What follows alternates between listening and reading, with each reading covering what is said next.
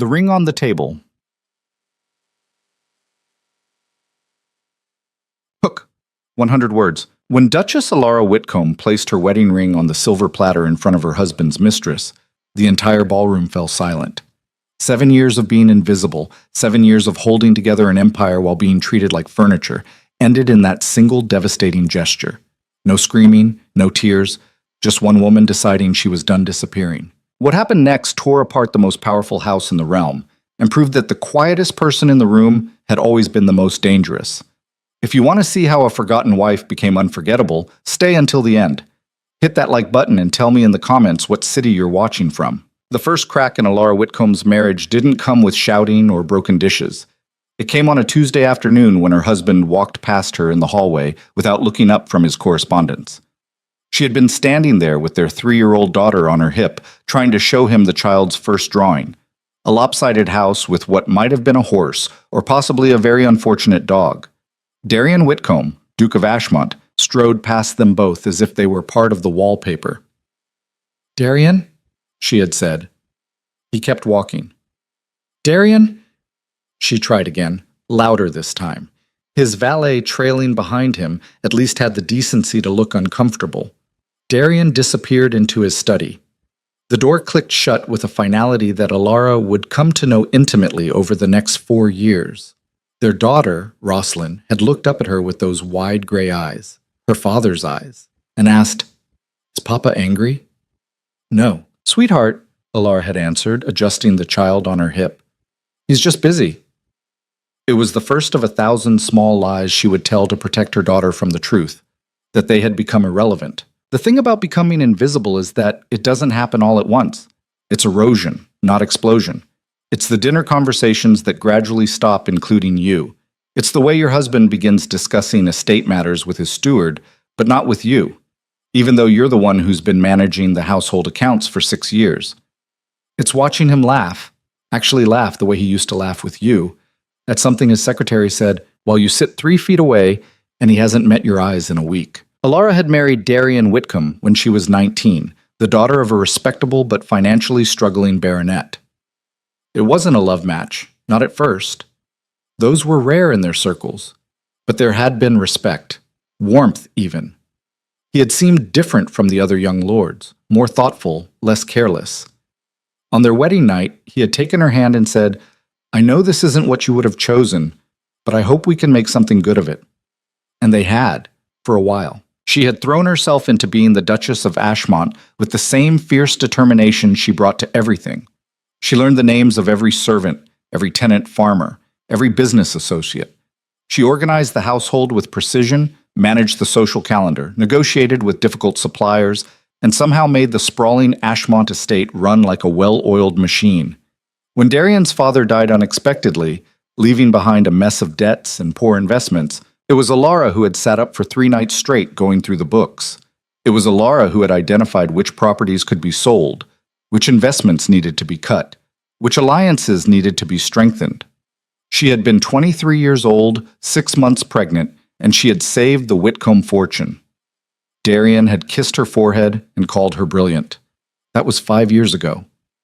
Now she couldn't remember the last time he touched her at all. The change had been gradual. First, he stopped joining her for breakfast, claiming early meetings. Then he began taking dinner in his study. Their weekly rides through the estate became monthly, then stopped altogether. Conversations became shorter. His smiles, rare and distant. The space between them in bed grew wider, until one night he simply stopped coming to their shared room, claiming his late-night work was disturbing her sleep. She had told herself it was the pressure of his position. The duchy was thriving now. Everyone said so. Darian Whitcomb was considered one of the shrewdest lords in the realm, a man who had taken a failing estate and turned it into a powerhouse. Surely that required focus, sacrifice. She could be patient. She could be understanding. But patience, she would learn, was just another word for slowly suffocating. "Your Grace, the menu for Thursday's dinner." Mrs. Halloway, the head housekeeper, stood in the doorway of Alara's sitting room, tablet in hand. Alara looked up from the correspondence she'd been drafting, a delicate letter to the Marchioness of Varon, whose support they needed for an upcoming vote.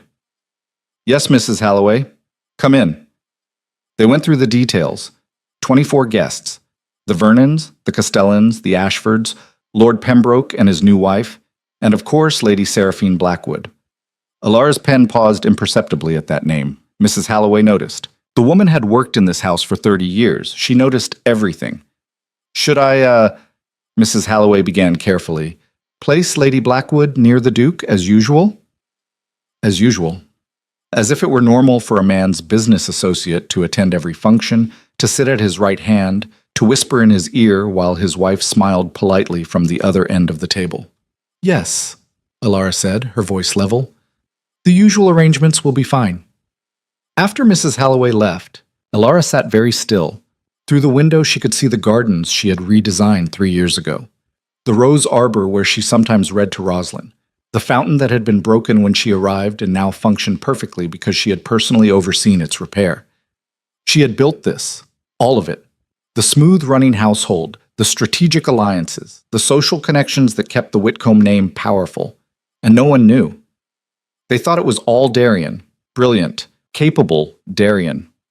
She was the ghost in the grand house, moving through rooms she had made beautiful, managing systems she had created, maintaining an empire that everyone credited to the man who barely remembered she existed. Thursday's dinner was like all the others. Alara wore a deep blue gown that had been expensive 2 years ago and was slightly out of fashion now.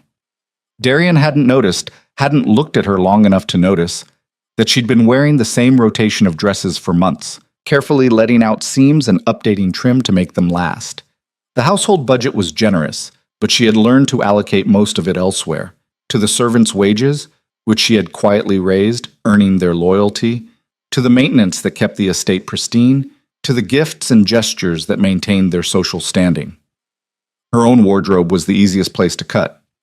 Seraphine Blackwood arrived in crimson silk, diamonds at her throat, laughing at something Darien said before they'd even entered the house. Alara greeted them in the foyer. Lady Blackwood, how lovely to see you. Duchess. Seraphine's smile was perfect, sharp. What a charming home you keep, though I confess I hardly notice the details anymore. I'm here so often. The other woman was beautiful in a way that Alara had never been. Tall, commanding, with dark hair and darker eyes. She moved through the world like she owned it, and perhaps she did. The Blackwood family controlled half the shipping trade in the eastern ports. Darien barely glanced at Alara. Is everyone here? Nearly.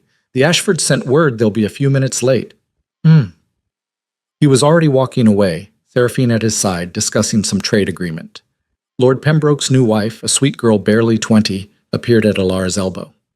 Your Grace, I've been meaning to ask, those roses in your garden, the white ones, what variety are they? I'd love to plant some at our estate. Alara smiled. Alberic Barbier. They're climbers, quite hardy. I can have our gardener prepare some cuttings if you'd like. Oh, would you? That's so kind. This was her role now. Smile, facilitate, make everyone comfortable. Be useful, but not noticeable. Be perfect, but not present. Dinner was an exercise in endurance. Alara sat at one end of the long table, Darien at the other. Seraphine was, as always, to his right. Alara watched them, the way you watch a play you've seen too many times, knowing every line, every gesture, numb to the performance. Lord Vernon was discussing agricultural reform. Lady Castellan was complaining about the difficulty of finding good staff. The conversation flowed around Alara like water around a stone. Don't you agree, Your Grace? Someone had asked her a question. Alara blinked. I'm sorry, could you repeat that? The new tariffs on northern wool, Lord Ashford said. Surely they'll affect your estate's exports. She could feel Darien's attention shift finally in her direction, not because he cared about her opinion, but because Lord Ashford had made it relevant.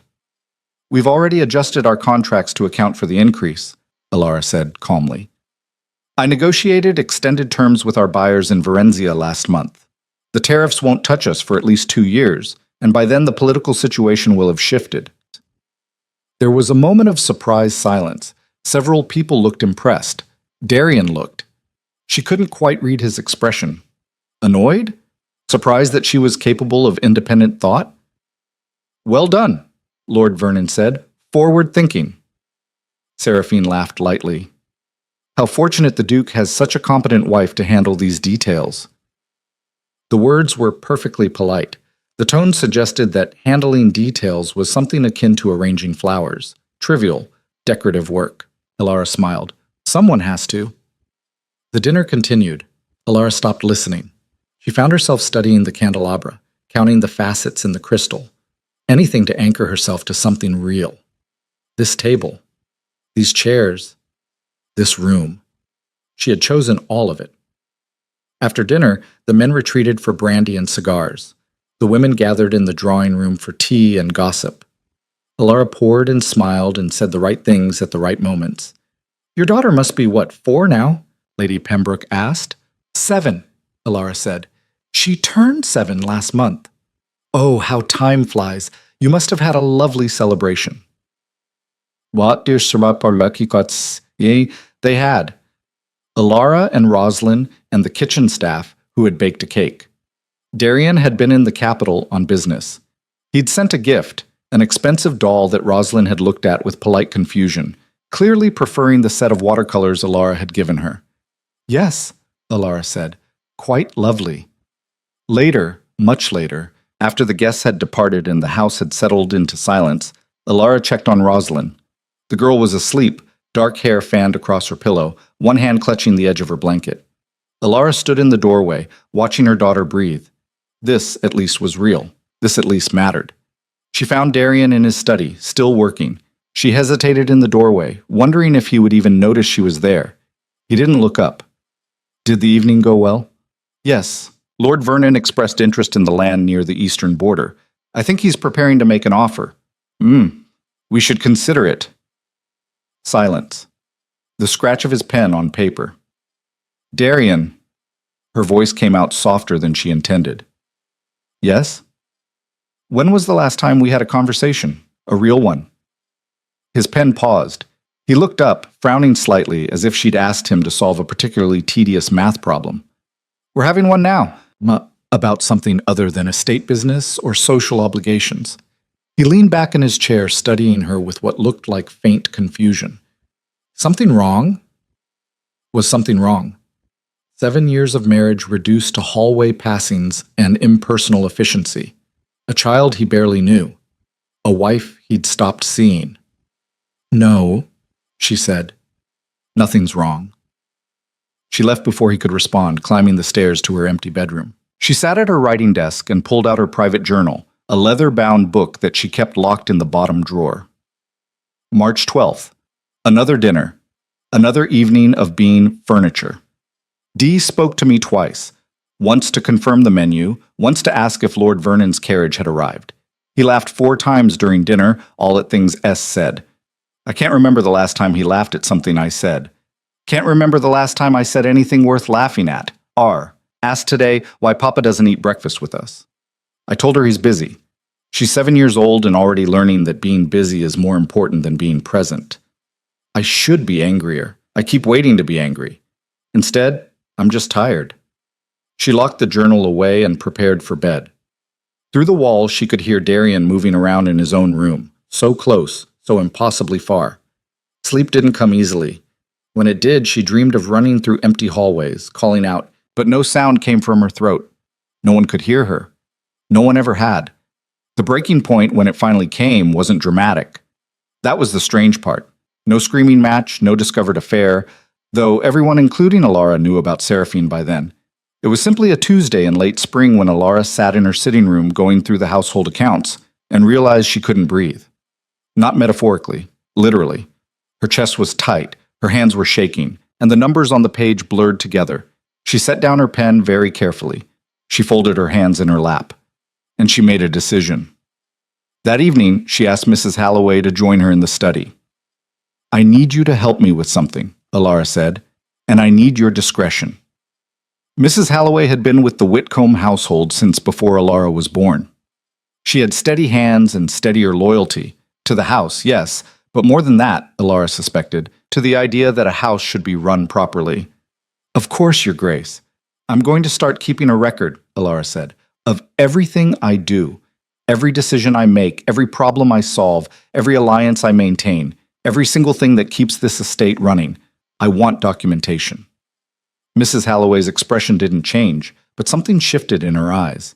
Understanding, perhaps, or approval. "I can do that, Your Grace." Over the next 3 months, they compiled a record that was devastating in its thoroughness. Alara had always been organized, had always kept notes, but now she was methodical. Every morning meeting with the steward documented, every social call that required careful navigation noted, every financial decision, every staff issue, every crisis quietly averted before it could become visible. All of it, recorded in neat, undeniable detail. She wasn't planning anything specific, not yet. She just needed to see it, needed proof that she wasn't crazy, that she wasn't irrelevant, that the invisible work she did had value. One evening in June, Darian came to her room, an occurrence so rare that she actually startled when he knocked. "May I come in?" "Of course." He entered, looking uncomfortable, uncertain. It was strange to see him uncertain. Darian Whitcomb was always sure of everything. "I wanted to discuss Rosalind's education," he said. "All right. I think it's time we hired a more advanced governess, someone who can prepare her for society. She'll need to make a good match eventually." Rosalind was 7 years old. The idea of already planning her marriage made Alara's stomach turn. "She's a child, Darian. She's our daughter, our only child. Her future is important." "Our." As if he had been involved, as if he knew that Rosalind loved drawing but hated mathematics, that she was terrified of thunderstorms, that she'd recently announced she wanted to be a ship captain. "I'll look into it," Alara said. He nodded, turned to leave, paused at the door. "Alara." "Yes?" "You've been quiet lately, more than usual. Is everything well?" She almost laughed. 7 years of being invisible, and now he noticed she was quiet. "Everything's fine," she said. He accepted this with visible relief and left. Alara sat very still. Then she walked to her desk, unlocked the drawer, and pulled out her journal. June 18th. Dee asked if I was well. The answer is no. I'm not well. I am disappearing. Every day, a little more of me vanishes, and soon there will be nothing left but a well-organized house and a daughter who barely knows her own father. I don't know what to do. I don't know how to fix this. I don't even know if it can be fixed, but I know I can't keep living like this. The invitation arrived in July. Lord and Lady Castellan were hosting a birthday celebration for Lady Castellan's 40th year, a grand affair, 200 guests, orchestra, the works. And as was customary for such events, they requested that the Duke and Duchess of Ashmont attend together. Alara and Darian rarely appeared in public as a couple anymore. Most social events allowed them to circulate separately. But this would require them to arrive together, to dance together, to maintain the illusion of a functioning marriage in front of the entire realm's high society. Darian, predictably, looked pained when he read the invitation. They discussed it over breakfast, one of the few meals he still occasionally attended, though usually while reading correspondence. "We'll need to coordinate our schedules," he said, not looking up from his letters. "Yes. Seraphine will be there, of course. She's quite close with Lady Castellan. Of course." He finally looked up. "Is that going to be a problem?" Alara set down her teacup with exquisite care.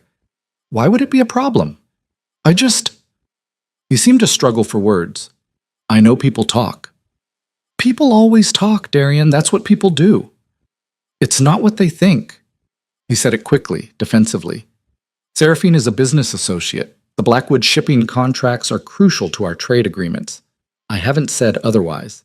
He frowned. "You never say anything. Would you like me to?" He looked at her like she'd spoken in a foreign language. Then his secretary appeared at the door with some urgent message, and the conversation ended before it had truly begun. Alara spent the next week preparing for the ball with the same careful attention she brought to everything. She had a new gown made, a deep emerald that brought out the green in her hazel eyes, elegant without being ostentatious. She practiced her smile in the mirror, rehearsed polite conversations, prepared herself to be on display. The night of the ball, she was ready. What she hadn't prepared for was walking into the Castellans' ballroom and seeing Seraphine Blackwood wearing a nearly identical emerald gown, standing next to Darian, laughing. It wasn't intentional. Alara knew that. Or maybe it was.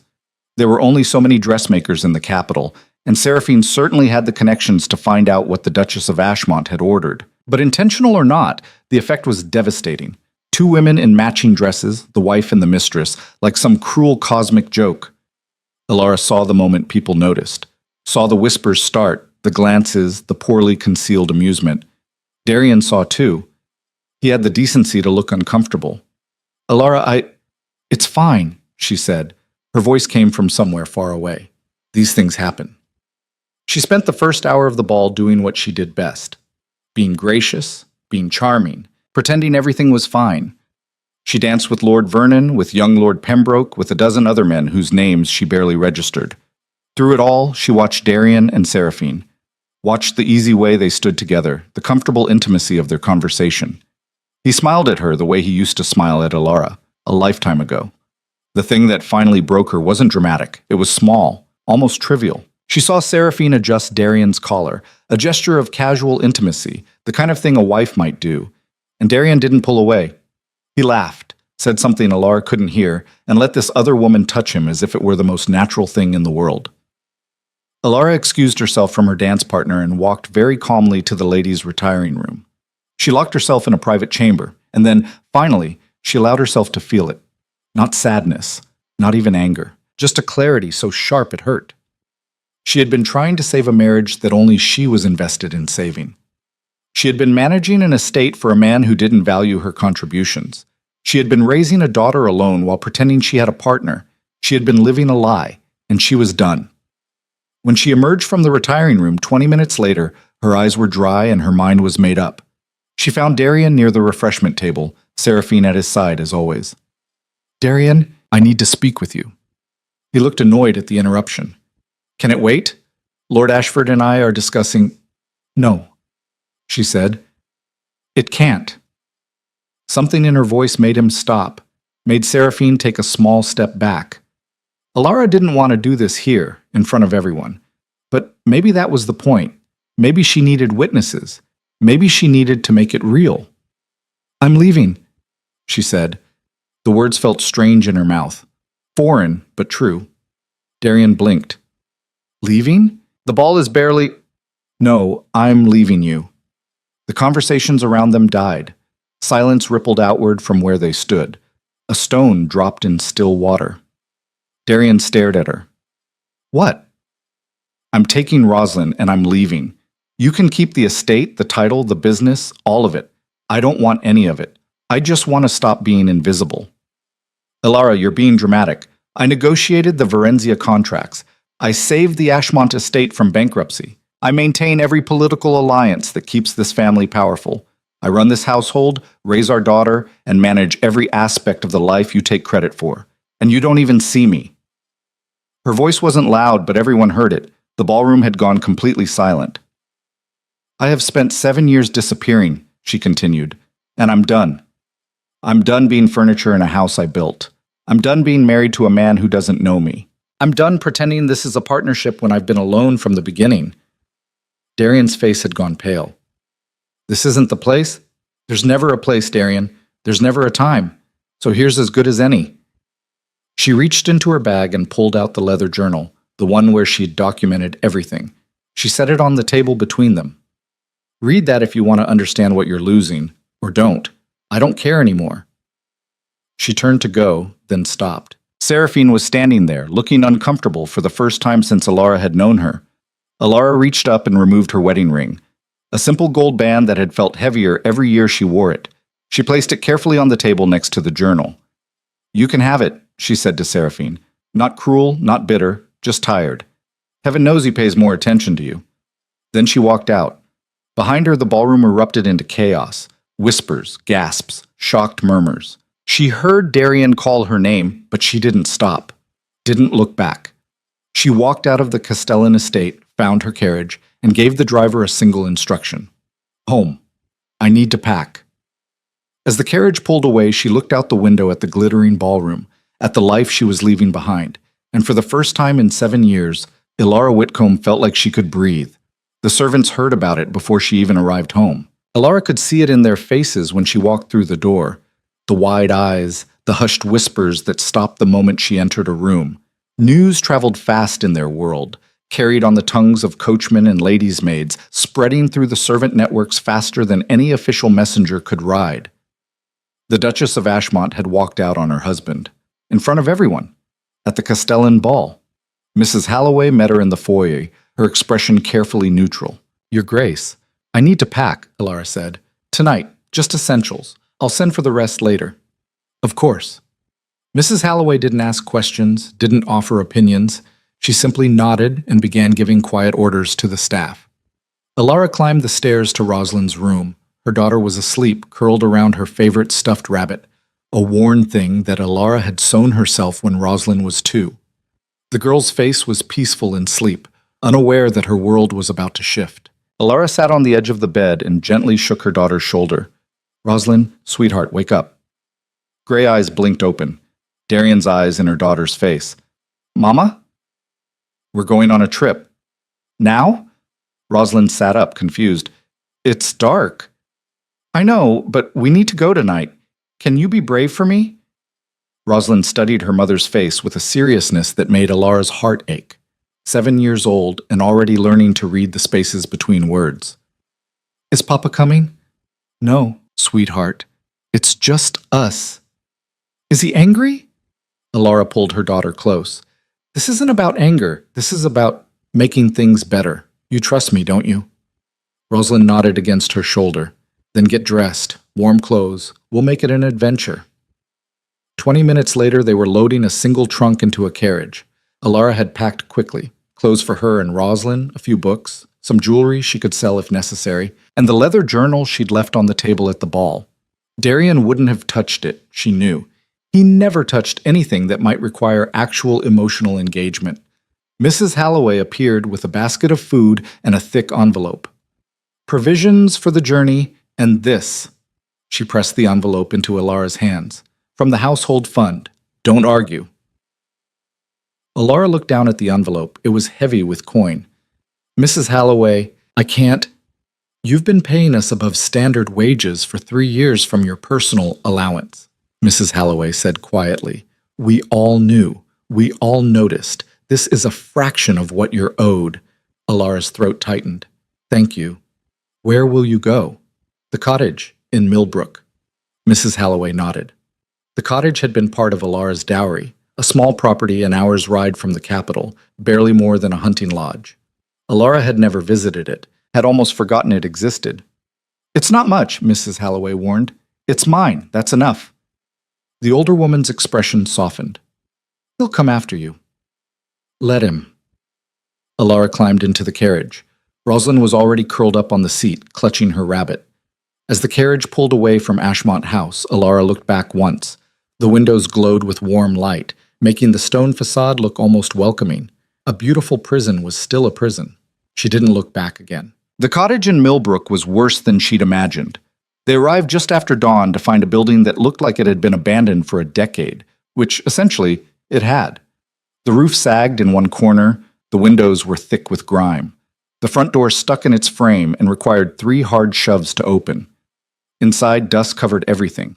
The furniture was old and moth-eaten. There were exactly 4 rooms, a main living area with a fireplace, a tiny kitchen, and 2 bedrooms barely large enough to fit a bed each. Rosalind stood in the doorway, her rabbit dangling from one hand, her face carefully blank. "It's a bit rough," Alara admitted, "but we'll fix it up, make it ours." "Where's my governess going to sleep?" "We won't have a governess here, sweetheart, just us." Rosalind processed this. "What about the cook and the maids?" "No staff either. We'll take care of ourselves." Her daughter's eyes went wide. "Can you cook?" It was a fair question. Alara had been managing a household for 7 years, but had never actually prepared a meal herself. That's what cooks were for. "I'll learn," she said, with more confidence than she felt. The first week was brutal. Alara had never realized how much work went into simply existing. There was no staff to light fires, to prepare meals, to clean, to manage the endless small tasks that made a house function. Everything fell to her. She burned the first 3 dinners she attempted. The 4th was edible but bland. By the end of the week, she'd mastered exactly 1 recipe, a simple stew that tasted like poverty, but at least kept them fed. Rosalind, to her credit, didn't complain. She helped where she could, learning to sweep floors and fold clothes. But Alara could see the confusion in her daughter's eyes. The questions that remained unasked. Why are we here? When are we going home? Where's Papa? On the 8th day, Darian arrived. Alara heard the carriage before she saw it, the expensive rattle of well-maintained wheels on the rough country road. She was in the garden, trying to coax life from the overgrown vegetable patch, her hands dirty and her dress stained with soil. She stood as the carriage pulled up, wiping her hands on her apron. Darian stepped out, looking immaculate in his traveling coat, his expression somewhere between angry and bewildered. He stared at the cottage, at the peeling paint and sagging roof, at Alara, standing there in a work dress with dirt under her fingernails. "What is this?" he said. "This is where I live now." "Alara, this is ridiculous. Come home." "This is home." He moved closer, lowering his voice. "You're being childish. Making a scene at the ball was one thing, but this? Running away to a hovel in the middle of nowhere? I'm not running away, I'm leaving. There's a difference." "Over what? Because of Seraphine?" He said the name like it tasted bad. "Nothing has happened between us. She's a business associate." "I don't care about Seraphine, Mate," Alara said, and was surprised to find she meant it. "This isn't about her. It's about you, about us, about the fact that you haven't seen me in years." "That's not true." "When is my birthday, Darian?" He blinked. "What?" "My birthday. When is it?" He opened his mouth, closed it. His face went blank. "September 14th, Alara said quietly. "We've been married for 7 years. You've missed it 4 times. The other 3 years you were home but didn't remember until I mentioned it at dinner." "I've been busy." "What's Rosalind's favorite color?" "Alara, this is absurd. Answer the question, your daughter's favorite color. What is it?" He looked genuinely distressed now. "I don't." "Blue? Most children like blue." "Yellow. It's been yellow since she was 4, she told you last month at breakfast. You were reading correspondence and said, 'That's nice, dear,' without looking up." Darian's jaw tightened. "I provide for this family. I maintain our position, our wealth." "I maintained it," Alara said. "I negotiated the contracts. I managed the alliances. I saved the estate from your father's debts. You just showed up and took credit. That's not fair. Read the journal." "What journal?" "The one I left on the table at the ball. Did you even look at it?" His silence was answer enough. Alara felt something settle in her chest. Not anger, not even disappointment, just certainty. "Go home, Darian. I'm not coming back." "You can't just leave. What will people say?" "I don't care what people say. I'm done living my life based on what people say." He stared at her, and for a moment she thought he might actually argue, actually fight for her. Instead, he straightened his coat and said, "You're making a mistake." "Maybe, but it's my mistake to make." He left without seeing Rosalind, didn't even ask about her, just climbed into his carriage and rode away, leaving dust hanging in the air. Rosalind appeared in the doorway, rabbit in hand. "Was that Papa?" "Yes." "He didn't come inside." "No, sweetheart, he didn't." "Is he angry?" Alara pulled her daughter close. "I don't know what he is, but we're going to be fine, I promise." It was a promise she desperately hoped she could keep. The village of Millbrook had opinions about the Duchess of Ashmont, and none of them were kind. Alara learned this on her first trip to the market. She'd walked into the village square with her basket, planning to buy vegetables and maybe some fabric to make new curtains. The moment people recognized her, the whispers started. "That's her, the one who left her husband. Scandalous, that's what it is. Poor Duke Whitcomb, and that child growing up without a father." Alara kept her head high and approached the vegetable stall. The merchant, a round-faced woman named Mrs. Pepper, looked at her with barely concealed disapproval. "I need potatoes," Alara said, "and carrots, if you have fresh ones." Mrs. Pepper named a price that was easily double what Alara had seen her charge the previous customer. "That seems high," Alara said carefully. "Prices have gone up." Mrs. Pepper's expression dared her to argue. Alara could have argued, could have pointed out the obvious inflation, the petty cruelty of it. Instead, she paid. She needed the vegetables more than she needed her pride. At the fabric stall, the story repeated. Inflated prices, cold service, barely concealed judgment. By the time she left the market, her small purse was significantly lighter, and her resolve was being tested. She understood what was happening. To the people of Millbrook, she wasn't a woman who'd left an unhappy marriage. She was a duchess who'd abandoned her duties, violated the natural order, embarrassed her husband publicly. In their eyes, she deserved whatever hardship came her way. Back at the cottage, she found a letter waiting. Not from Darian, she'd learned not to expect those, but from Lady Pembroke, the sweet young wife who'd admired her roses. "Dear Alara," it began, using her first name with a familiarity that felt deliberate. "I hope this letter finds you well, though I confess I'm shocked by recent events. Your behavior at the ball has been the talk of society, and not in a favorable way. Many of us had considered you a friend, but your actions have made that association complicated. I thought you should know that Lady Castellan has removed your name from her guest lists, and several others plan to do the same. The scandal you've created has made you unwelcome in polite society. Perhaps in time, if you reconcile with the Duke and apologize for your outburst, some doors may reopen. Until then, I'm afraid we cannot maintain our acquaintance. I do hope you understand." Alara set the letter down carefully. Didn't crumple it, didn't tear it, just set it aside and went to check on dinner. That evening, as she and Rosalind ate their simple stew, her daughter asked, "Mama, why don't we have visitors?" "We're still settling in, sweetheart, but at the big house, people visited all the time." "This isn't the big house. Things are different here." Rosalind was quiet for a moment, pushing vegetables around her bowl. "Are we poor now?"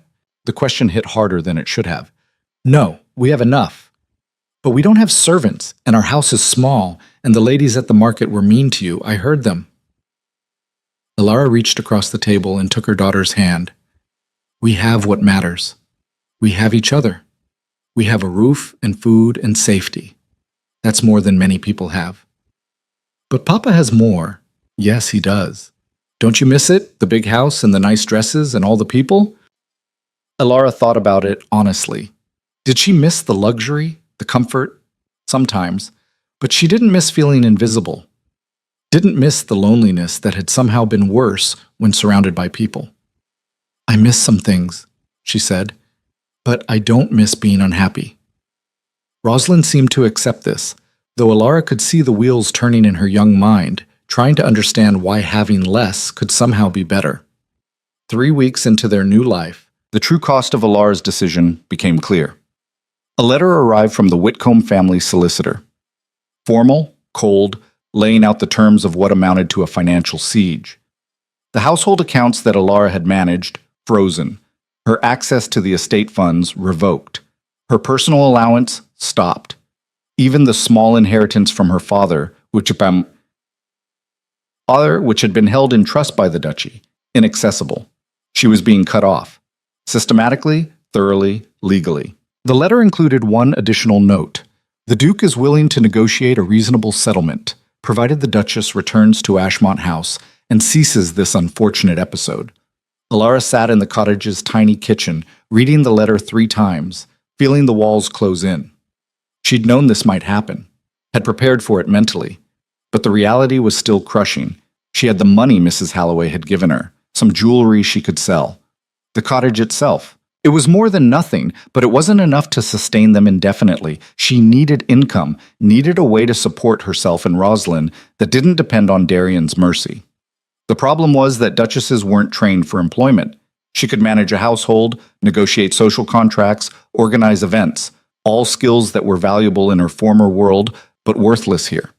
She couldn't sew professionally, couldn't cook well enough to sell food, had no trade or craft. She was educated, intelligent, capable, and completely unprepared to earn a living. That night she went through her jewelry box, sorting pieces by value. The pearl necklace from her wedding, valuable but sentimental. The emerald earrings Darian had given her after Rosalind's birth, worth more, less emotional weight. The diamond bracelet that had belonged to his mother, worth a fortune but impossible to sell without causing a scandal. She was trying to decide which pieces she could part with when Rosalind appeared in the doorway. "Can't sleep?" Alara asked. "Are we going to be okay?" Alara started to offer reassurance, then stopped. Rosalind deserved honesty. "I don't know yet, but I'm working on it. What if Papa won't give us money? Then we'll find another way. How? I don't know that either, but we will. Rosalind came and sat beside her, looking at the jewelry spread across the table. You could sell my dresses, the fancy ones from the big house. I don't need them here. Alara's throat tightened. You might need them someday. Or we could sell them and eat, Rosalind said with the brutal practicality of a child. I vote for eating. Despite everything, Alara laughed. When did you get so smart? I've always been smart. You were just too busy to notice. It was said without malice, just matter of fact, but it landed like a blow. Alara pulled her daughter close. I'm sorry for all of it, for the big house and the busy schedule and not paying enough attention. You paid more attention than Papa, Rosalind said. At least you know my favorite color. They sat there in the lamplight, surrounded by jewels that might or might not save them, and Alara made a decision. She would find a way. Not for herself. She'd already accepted the hard road she'd chosen. But for Rosalind. Her daughter deserved better than poverty enforced by a father's pride. The next morning, Alara visited every business in Millbrook. The dressmaker didn't need help. The general store already had staff. The inn was run by family and wasn't hiring. By the fifth rejection, a pattern emerged. People were willing to let the disgraced Duchess struggle. She was leaving the bakery, another polite refusal, when she nearly collided with a woman carrying a stack of books. Sorry, Alara said automatically, helping gather the fallen volumes. No harm done. The woman was perhaps 40, with graying hair and sharp eyes. You're the Duchess, aren't you? The one everyone's talking about. Alara braced for judgment. I am. Margaret Thorne, I run the school. She gestured to a small building across the square. I heard you were looking for work. News travels fast. In Millbrook, always. Margaret studied her. Can you read? Of course. Write? Do arithmetic? Yes. Languages? My previous teacher knew French and Latin. Ah, I know both, and some Varensian. Margaret's eyebrows rose. Educated, then. Not just a pretty face and a title. It was the first non-hostile comment Alara had received in Millbrook, and she almost didn't know how to respond to it. I can't pay much, Margaret continued. Half what you'd get in the capital, and the work is hard. 20 children, ages 5 to 14, all in one room. Some of them are rougher than you're used to. Farmers' kids, not lords' children. I can handle it. But can you? Because they'll test you. They'll push and see if the fancy Duchess breaks. And if you do, I can't have that disruption. Alara thought about the past 3 weeks. The burned dinners and dirty hands, the cold market vendors and colder letters, the slow collapse of everything she'd known. I won't break, she said. Margaret looked at her for a long moment. Monday morning, 6 o'clock. Don't be late. I won't. And Duchess? Margaret's expression softened slightly. I don't care what you did or didn't do to your husband. Here, you're just another teacher. That title won't impress the children, and it won't excuse poor work. Good, Alara said. I'm tired of the title anyway. That weekend she prepared, read through every book in the cottage's small library, practiced writing lessons on scraps of paper, tried to remember what it felt like to be young and learning. Sunday night, she could barely sleep, not from fear, from something that felt dangerously like hope. Monday morning arrived cold and gray.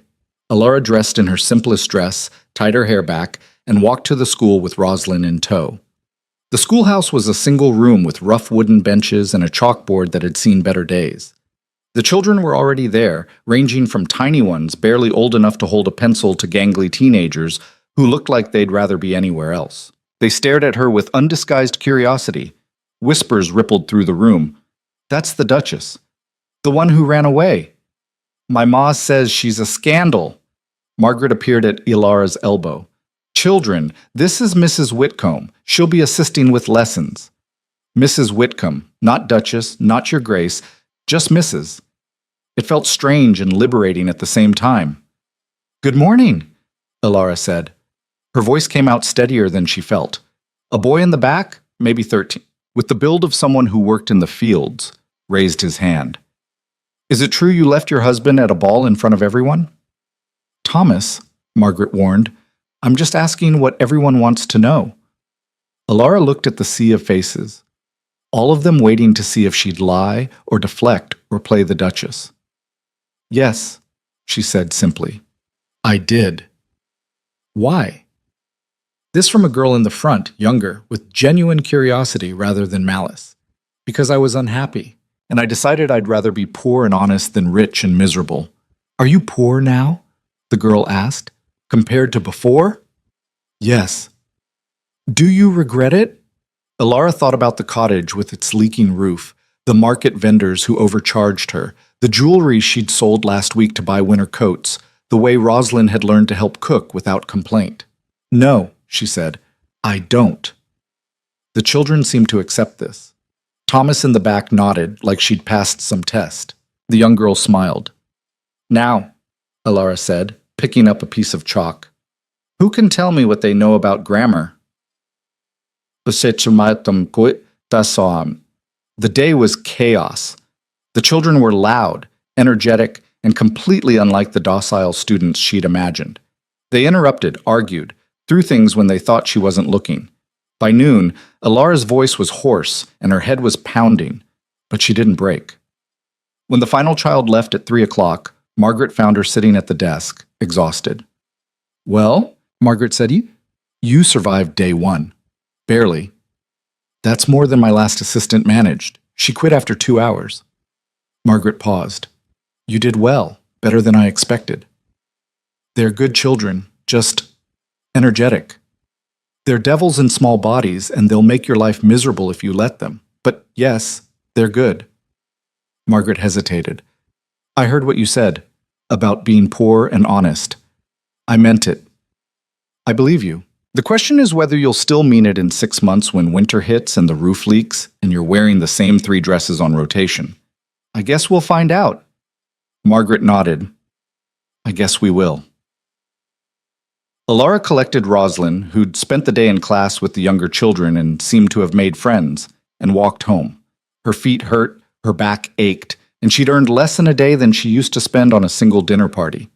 But when she lay down that night, she slept better than she had in years. 2 months into her new life, autumn arrived with a vengeance. The cottage roof leaked in 3 places. Alara learned to position buckets strategically and pray the storms weren't too violent. The children at school had gradually accepted her, some faster than others. Thomas, the boy who challenged her on the first day, had become an unlikely ally, helping wrangle the younger students. The small girl, whose name was Penny, followed Alara around like a shadow, soaking up every word. Rosalind was changing too. The soft, sheltered child who'd grown up in Ashmont House was becoming someone tougher. She no longer complained about the simple food or the cold mornings. She'd made friends with Penny and 2 other girls from school. Alara would hear them playing outside, their laughter bright against the gray sky. But the financial pressure was constant. Teaching paid enough to keep them fed, but not much beyond that. Alara had sold most of her good jewelry. The few pieces she'd kept, sentimental things, sat in their box like a timer counting down to the moment when she'd have to sell those too. Then, on a rainy October afternoon, everything got worse. Alara was teaching a lesson on geography when the schoolhouse door burst open. A young man in Whitcomb livery stood there, rain dripping from his coat. "Mrs. Whitcomb," he said, "there's been an accident." The world tilted. "Rosalind?" "No, ma'am. The Duke. He's asking for you. He's been hurt." Alara's first instinct was to refuse, to say that whatever happened to Darian Whitcomb was no longer her concern. But the messenger looked genuinely distressed, and despite everything, 7 years of marriage didn't disappear overnight. "How bad?" she asked. "Bad enough that he's asking for you." She made arrangements for Margaret to watch Rosalind, borrowed a horse, and rode through the rain to Ashmont House. She hadn't been back since the night she'd left, and approaching it now felt surreal. The building looked the same, grand, imposing, cold. Mrs. Halloway met her at the door. "He's in his room. The doctor's with him." "What happened?" "Riding accident. The horse spooked. He fell badly." Alara climbed the familiar stairs to the private wing. Darian's room, she'd been in it so rarely during their marriage, was now filled with lamplight and the sharp smell of medicinal alcohol. The doctor looked up as she entered. Duchess. Good. Perhaps you can talk sense into him. Darian was propped up in bed, his right leg in a splint, his face pale with pain. When he saw her, something complicated crossed his expression. Alara, what did you do? She meant to sound cold, but it came out almost fond. Old habits. I was riding. The horse saw a snake. I fell. He grimaced. The doctor says my leg is broken in 2 places. He needs to stay off it for at least 2 months, the doctor added. Complete rest, but he's insisting on continuing his work. I have responsibilities, Darian interrupted. Contracts to negotiate, meetings, which someone else can handle, Alara said. Who? You? It came out bitter. If necessary. He laughed, then winced as the movement jarred his leg. You walked out, remember? You're not part of this anymore. Then why did you send for me? He was quiet for a moment. I don't know. The doctor cleared his throat. I'll give you 2 a moment. He left, closing the door behind him. Alara stood by the bed, looking at this man she'd married, this stranger she'd lived with for 7 years. He looked diminished somehow, vulnerable in a way she'd never seen. The estate is falling apart, he said finally. Small things at first, then bigger ones. The Varenzia contracts you mentioned. They're threatening to pull out because negotiations broke down. The household staff is in chaos. The steward quit last week. Why did he quit? Because I yelled at him for incompetence. Apparently he's been asking me for decisions on things for weeks, and I've been... He trailed off. Ignoring them? Alara supplied. The way you ignored me? That's not fair. Isn't it? She moved to the window, looking out at the ground she used to walk. You sent for me because everything's falling apart, and you finally realized you need me. Not as a wife, as a manager, as someone who does the work you don't want to do. Alara, I'm not coming back, Darian. Not to save the estate, not to manage your affairs, not even to help you while you recover. I gave you 7 years. I'm done. She turned to leave, and his voice stopped her. She's gone. Alara paused. Who? Seraphine. She left 3 weeks ago, went back to her family's estates. His laugh was hollow. Apparently, a duke without his competent wife isn't as attractive. I'm sorry, Alara said, and was surprised to find she meant it. Not for him, for the waste of it all.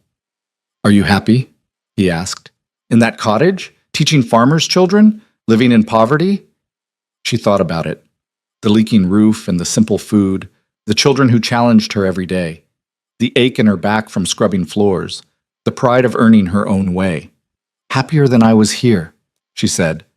She left him there, walked back down the grand staircase, and rode home through the rain. When she arrived at the cottage, Rosalind was waiting. Is Papa okay? He'll be fine. He broke his leg. Are you going back to take care of him? Alara looked at her daughter's face, reading the worry there. No, sweetheart. We're staying here. Even though he needs you? He doesn't need me. He needs someone to manage his life for him. That's not the same thing. Rosalind seemed to understand. Good. I like it here better anyway. Penny invited me to help with their harvest festival. Can I go? Of course. Later that night, after Rosalind was asleep, Alara sat by the fire and realized something had shifted. Seeing Darian broken and vulnerable hadn't made her want to return. It had only confirmed that she'd made the right choice. Whatever came next, poverty, struggle, uncertainty, she would face it. But she would face it free. And that made all the difference. And that made all the difference. Until winter arrived. The first snow came in early November, light and almost pretty. Alara stood at the cottage window, watching it fall, thinking it looked like something from a painting. By the second snowfall a week later, she'd learned that snow in paintings was a lot more romantic than snow in reality when your roof had 3 leaks and your firewood supply was running low. Mama, I'm cold, Rosalind said from her makeshift study corner, a wooden crate turned on its side with books stacked inside. Put on your heavy shawl, sweetheart. I'll build up the fire. Alara added the last of their good firewood to the hearth, the cheaper stuff she'd bought from the village merchant. Green wood that smoked more than it burned sat in a damp pile outside. She'd have to use it soon. The money was running out faster than she'd calculated. Teaching paid enough for food, but barely. The roof repairs she'd attempted herself had failed spectacularly during the last storm. The bucket brigade in the bedroom was now 4 buckets deep. She'd sold the last of her jewelry except for her mother's wedding band, which she couldn't bring herself to part with yet being the operative word. That afternoon at school, Thomas approached her during the lunch break. The boy had shot up 3 inches in the past months and now towered over her. "Mrs. Whitcomb, my pa says you're having trouble with your firewood." Elara tried to keep her expression neutral. "Your father talks about my firewood?" "Whole village talks about you, ma'am. Can't help it in a place this size." He shifted his weight, uncomfortable. "But Pa says if you need help splitting wood, I could come by. After school. He says it ain't right. A woman and a child in that cottage with winter coming." Pride warred with practicality. Pride was losing. "That's very kind, Thomas, but I can't pay you." "Didn't ask for payment, asked if you needed help." Something in Alara's chest cracked a little. "Yes, I need help." Thomas showed up that Saturday with an axe and his younger brother. They spent 4 hours splitting wood while Elara made them lunch. Her stew had gotten better with practice, at least. When they left, she had enough firewood to last 2 weeks. "Thank you," she said. The words felt inadequate. Thomas just nodded. "We'll come back next month, if you need it." She did need it, hated needing it, but accepted it anyway because Rosalind's teeth were chattering at night, and pride couldn't keep a child warm. That night, Rosalind developed a cough. Just a small thing at first, barely noticeable. By morning, it was worse. By evening, Elara was worried. By midnight, she was terrified. The fever came on fast. One moment, Rosalind was complaining her throat hurt. The next, she was burning up, shaking with chills under every blanket Elara owned. "Mama, I'm cold." "I know, baby, I know." Elara pressed a cool cloth to her daughter's forehead. Too hot. Way too hot. She needed a doctor. The village had one. Dr. Morris, an elderly man who'd been practicing medicine since before Elara was born. She'd met him once at the market. He'd been polite but distant, like everyone else. Elara wrapped Rosalind in blankets and carried her through the snow to the doctor's house. Her daughter felt too light, too fragile. When had she gotten so thin? Dr. Morris answered the door in his nightshirt, lamp in hand. He took one look at Rosalind and his expression shifted from annoyed to professional. "Bring her in, quickly." His examination room was warm and smelled of herbs. He laid Rosalind on the table and began his assessment, checking her throat, listening to her breathing, feeling the glands in her neck. "How long has she had the fever?" he asked. "It started this evening, but the cough has been building for days." "Has she been eating?" Elara's stomach clenched. "Less than usual. I thought she was just being picky." Dr. Morris's expression was carefully neutral as he completed his examination. Finally, he stepped back. "It's scarlet fever." The words hit like a physical blow. Scarlet fever. Children died from scarlet fever. "Are you sure? See the rash starting on her chest, the strawberry tongue?" "Yes, I'm sure." He began preparing something at his workbench. "She needs constant care. Fever management, fluids, rest. The next 72 hours are critical. What can I do?" "Keep her cool when the fever spikes.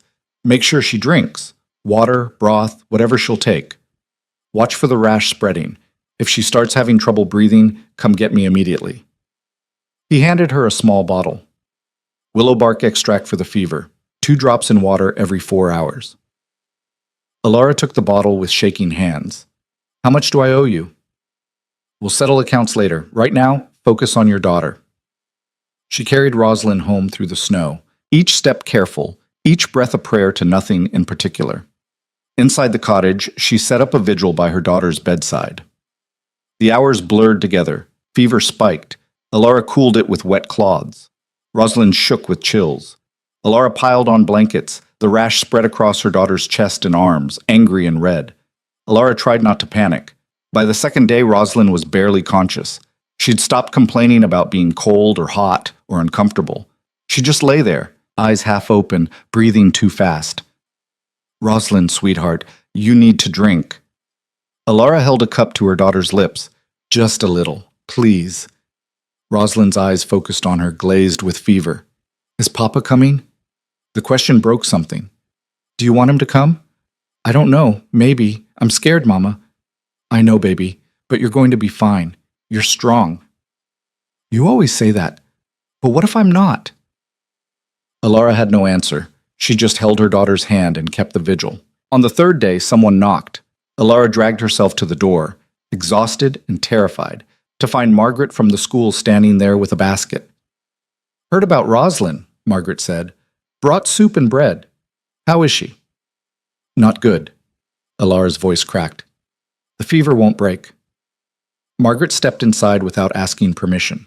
She looked at Rosalind, then at Alara. When's the last time you slept? I don't know, yesterday? Maybe. You're no good to her exhausted. I'll sit with her. You rest. I can't. Yes, you can. 2 hours.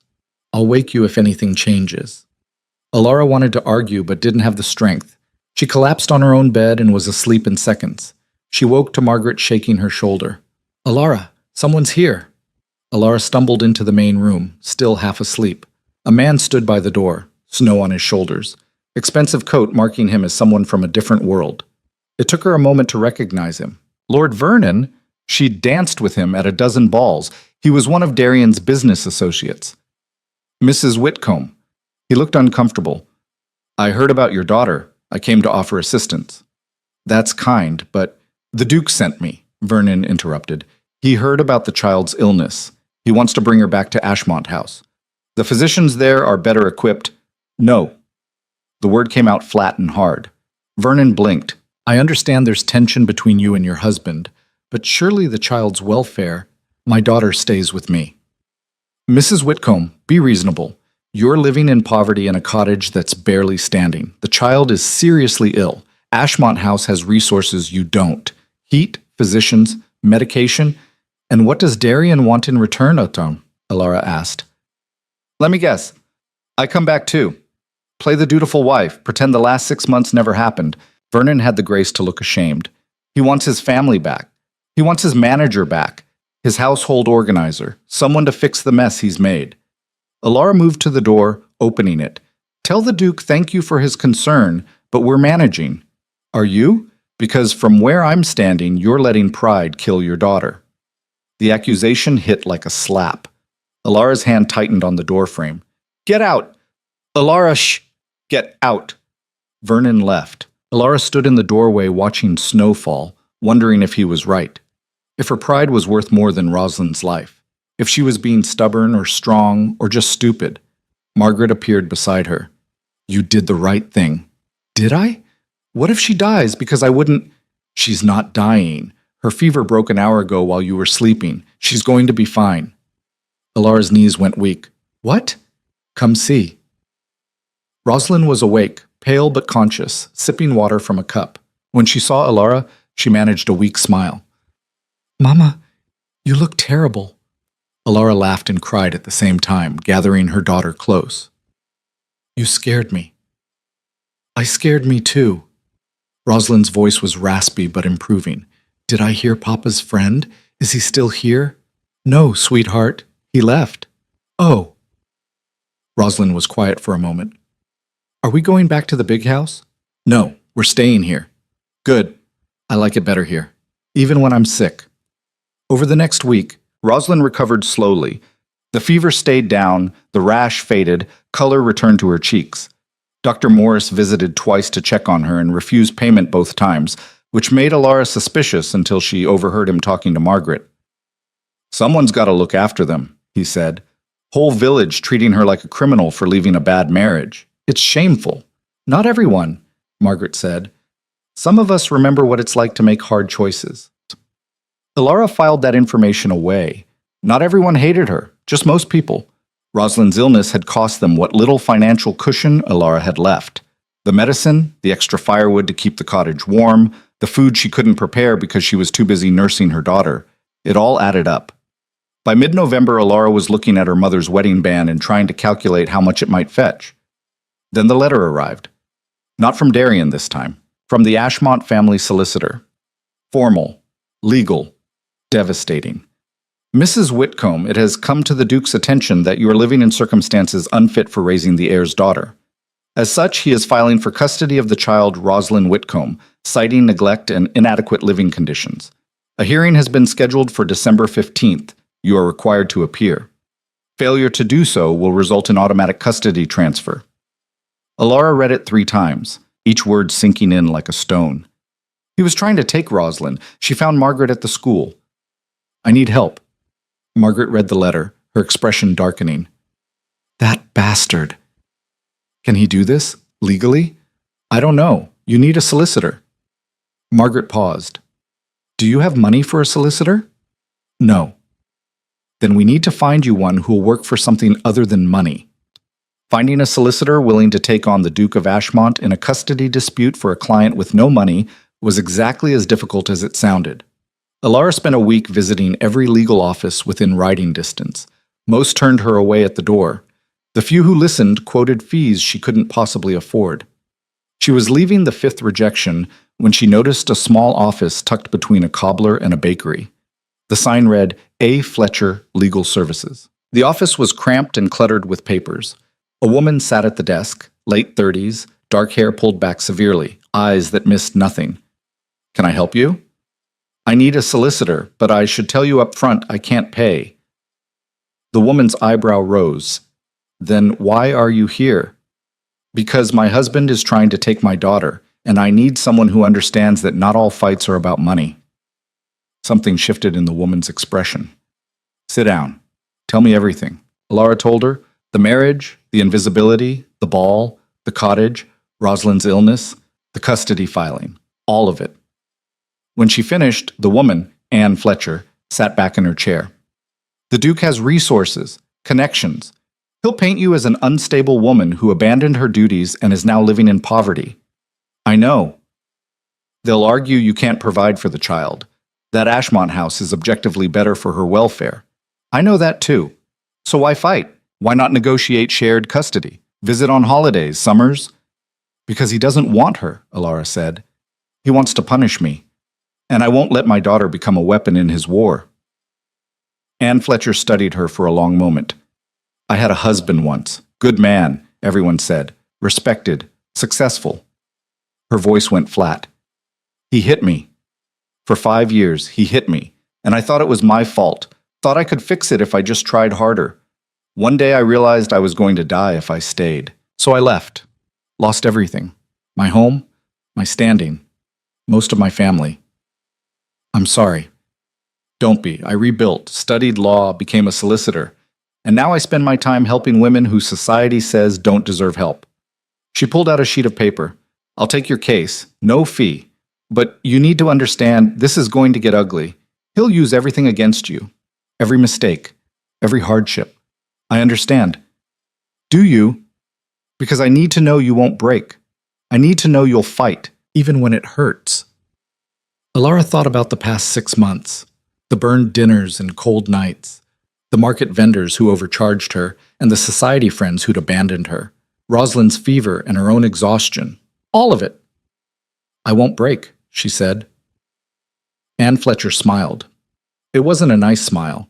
It was the smile of someone who'd been through hell and learned to navigate it. Good, then let's go to war. The hearing was scheduled for December 15th, 3 weeks away. Anne spent that time building their case, interviewing witnesses, documenting everything. Dr. Morris testified that Rosalind had received adequate care during her illness. Margaret testified to Alara's dedication as a teacher. Thomas and his father testified that Alara had worked hard to maintain the cottage and care for her daughter. But Darian's team had more. They brought in household staff from Ashmont House, who testified that the Duchess had always been distant, preoccupied with social obligations over her daughter. They brought in society ladies who claimed Alara had seemed unstable in the weeks before she left. They even brought in the merchant who'd sold her the poor-quality firewood, who testified that she'd been unable to afford the good stuff. The hearing was held in the provincial magistrate's office. Alara sat next to Anne, watching Darian across the room. He wouldn't meet her eyes. Seraphine wasn't there. She really had left. But his solicitor was sharp and ruthless. Mrs. Whitcomb abandoned her post, the solicitor argued, left her duties, her responsibilities, and dragged her daughter into poverty. The child nearly died of scarlet fever in that cottage. Would she have been ill at all if she'd stayed at Ashmont House with proper heating and nutrition? Anne countered, Mrs. Whitcomb left a marriage where she was neglected and invisible. She's rebuilt her life with dignity and provided her daughter with something Ashmont House never offered, a present parent. A present parent living in squalor. A parent who works every day to provide, who teaches, who cares, who is there. When did the Duke last spend meaningful time with his daughter? When did he last know what she was learning, what she feared, what she loved? The magistrate, an older man with tired eyes, listened to it all. At the end, he called for a recess to consider his decision. Alara and Anne waited in the hallway. Rosalind was with Margaret back in Millbrook, spared from witnessing this. Alara was grateful for that, at least. What do you think? Alara asked. I think it could go either way, Anne said honestly. You're a good mother, but he's a duke with resources. Sometimes that's all that matters. An hour later, they were called back in. The magistrate looked at both parties. This is a difficult case. On one hand, the Duke can provide material advantages, wealth, education, social position. On the other hand, Mrs. Whitcomb has demonstrated dedication and present parenting. Alara's heart was pounding so hard she could barely hear. However, the magistrate continued, the court must prioritize the child's welfare, and the evidence shows that Mrs. Whitcomb's current living situation is inadequate. The cottage is in disrepair. The child became seriously ill. While I commend Mrs. Whitcomb's efforts, I cannot ignore these facts. No. No, no, no. Therefore, I am awarding primary custody to the Duke of Ashmont. The words hit like a physical blow. Alara heard Anne start to object, heard Darian's solicitor speaking, but it all sounded distant, underwater. However, the magistrate said, and something in his tone made Alara focus. I am attaching conditions. Mrs. Whitcomb will have visitation rights every weekend and alternating holidays. Furthermore, the Duke must establish a trust fund for the child's independent use at age 18, separate from the estate. And, he paused, the Duke must attend family counseling sessions with both Mrs. Whitcomb and the child, monthly, mandatory. Darian's solicitor stood. Your Honor, the Duke has responsibilities. Then he should have considered those before seeking custody of a child he barely knows. The magistrate's voice was sharp. These are my terms. Accept them or withdraw the petition. Silence. Darian was staring at the magistrate like he'd grown a second head. His solicitor looked furious. Well, the magistrate demanded. Darian finally spoke. I accept. The magistrate nodded. Court adjourned. Mrs. Whitcomb, you have 2 weeks to arrange the transfer. Alara walked out of that office in a daze. She'd lost. Rosalind would go to Ashmont House. She'd become a weekend visitor in her daughter's life. Anne touched her arm. I'm sorry. We did everything we could. I know. The visitation rights are more than most mothers get in these situations. And the counseling requirement, that's unusual. The magistrate was trying to help. I know, Alara said again, but it didn't make it hurt less. She rode back to Millbrook in silence, found Rosalind at the cottage with Margaret, playing with her rabbit. Mama! Rosalind ran to her. How did it go? Alara knelt down, taking her daughter's hands. Sweetheart, there's been a change. You're going to go live with Papa for a while. Rosalind's face fell. I don't want to. I know, but it's what the court decided. You'll stay at Ashmont House during the week, and you'll come stay with me on weekends. But I want to stay here, with you. I want that too. But sometimes we don't get what we want. Sometimes we have to make the best of what we're given. Rosalind started crying. Alara held her, feeling her own tears fall. Margaret quietly left them alone. That night, Alara packed Rosalind's things. The few dresses she owned, her books, her beloved rabbit. It all fit in one small trunk. We'll make this work, Alara promised. I'll see you every weekend, and you'll tell me everything that happens during the week. Everything. Promise. Promise. Rosalind's voice was small. 2 days later, a carriage arrived from Ashmont House. Alara loaded the trunk, helped Rosalind inside, and watched her daughter ride away. The cottage felt impossibly empty. Alara stood in the doorway for a long time after the carriage disappeared, snow falling around her, wondering if she'd just made the biggest mistake of her life. If she should have stayed, should have accepted invisibility if it meant keeping her daughter. She was still standing there when another carriage arrived. Not from Ashmont House this time. From the village. Dr. Morris climbed out, looking grim. Mrs. Whitcomb, there's been an outbreak. 3 families with scarlet fever. I need help. I'm not a doctor. No. But you nursed your daughter through it. You know what to watch for, how to manage the fever. I'm one man, and there are already 15 children sick. He looked at her directly. I need help. The village needs help, even if they don't deserve it. Alara thought about saying no. Thought about closing the door and letting Millbrook deal with its own problems. They'd certainly let her deal with hers alone, but she couldn't, because that's not who she was. Give me 5 minutes to get my coat. She spent the next week moving between sick houses, helping Dr. Morris treat fever after fever. The work was exhausting, often heartbreaking. 2 children died despite their best efforts, but 13 survived, and those families remembered who'd helped save them. Word spread. The disgraced duchess who'd lost custody of her daughter was now the woman who'd helped save their children.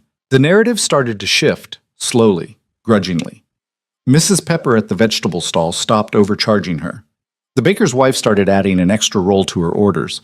Small things. But they mattered. It was during the 4th week of the outbreak that everything changed. Alara was at the Henderson house, tending to their youngest, when someone burst through the door. Mrs. Whitcomb, it's your daughter. She's at Ashmont House. She's sick. The world stopped. What? Scarlet fever. Again. The Duke sent for Dr. Morris, but the roads are snowed in. He can't get there for at least a day. Alara was moving before she'd consciously decided to, grabbing her coat, her medical bag, the one Dr. Morris had given her after the 3rd house call. I need a horse. Now. Thomas materialized with one.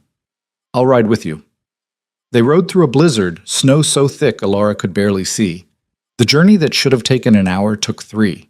By the time they reached Ashmont House, Alara's hands were numb and her face was raw from the cold. Mrs. Halloway met them at the door. Thank heavens! She's asking for you. The Duke is with her. Alara ran up the stairs, Thomas following. She burst into Rosalind's room, the bedroom she'd decorated 7 years ago when they'd first learned they were having a daughter. Rosalind was in bed, fever-flushed, breathing too fast. And sitting beside her, looking terrified and helpless, was Darian. He looked up when Alara entered. Their eyes met across the room, across everything that had happened between them. I don't know what to do, he said. His voice cracked on the words. I don't know how to help her. Alara moved to the bedside, already assessing the rash, the fever, the breathing pattern, similar to before but worse, moving faster. How long has she been like this? Since this morning. I sent for the doctor, but the snow... I know about the snow. Alara turned to Mrs. Halloway. I need cold water, clean cloths, and willow bark if you have it. Also honey and lemon for tea. Quickly. Mrs. Halloway ran. Alara turned to Darian. Help me sit her up. She needs to breathe easier. They worked together, propping Rosalind against pillows. The girl's eyes opened, unfocused. Mama? I'm here, baby. I'm right here. I'm scared. I know, but we're going to fight this. You and me. Like we did before. Remember? I'm tired of fighting. I know, but you're stronger than this. You're my daughter, and my daughter doesn't give up. Over the next 24 hours, Alara fought for Rosalind's life with everything she had. Darian stayed too, but he was useless, pacing, asking questions, getting in the way. Finally, Alara snapped. Either help or leave. I don't know how to help. Then learn. Hold this cloth. Keep it cool. Replace it every 10 minutes. Can you do that? He could. He did. And slowly, over the course of that endless night, something shifted. They weren't husband and wife. They were 2 terrified parents trying to save their daughter. The fever broke just before dawn. Rosalind's breathing eased. Color started returning to her cheeks. Alara slumped in her chair, exhausted. Across the bed, Darian looked equally wrecked. Thank you, he said quietly. She's my daughter. I know, I didn't know what to do. I've never known what to do. Alara looked at him, really looked at him for the first time in months. He looked older, tired, lost. You could start by being here, she said. She said, not managing, not organizing, just being present. I don't know how. Then learn that too. Rosalind stirred, her eyes opening. She looked at both her parents, confused. You're both here. We are, Alara said. Are you fighting? No, sweetheart, we're not fighting. Are you coming back, Mama? To the big house? Alara met Darian's eyes. He looked like he wanted to say something but didn't know how. No, Alara said gently. I'm not coming back, but I'm here now, and I'll always come when you need me. Even though Papa and you don't like each other? Even then. Rosalind seemed to accept this. She fell back asleep, peaceful now, the danger passing. Alara stood to leave. Darian followed her to the hallway. Alara, wait. She turned. He was standing there, this man she'd married, this stranger she'd lived with. I read it, he said. The journal. The one you left at the ball. I finally read it. She waited. I didn't know, he continued. His voice was raw. I didn't know you felt invisible. Didn't know I'd made you disappear. I don't know what I thought. That everything was fine. That you were fine. I wasn't fine, Darian. I was drowning, and you never noticed. I know that now. He ran a hand through his hair. I don't know how to fix this. Don't even know if it can be fixed. But watching her tonight, almost losing her, I realized something. You're the only one who knew what to do. Not because you're a duchess or because you're educated, but because you're her mother. Because you've been paying attention. Yes. I want to learn how to do that. Pay attention. Be present. Not for the estate or for appearances. For her. And maybe, he hesitated, maybe for us. Alara looked at him for a long moment, saw something in his face she hadn't seen in years. Vulnerability. Genuine emotion.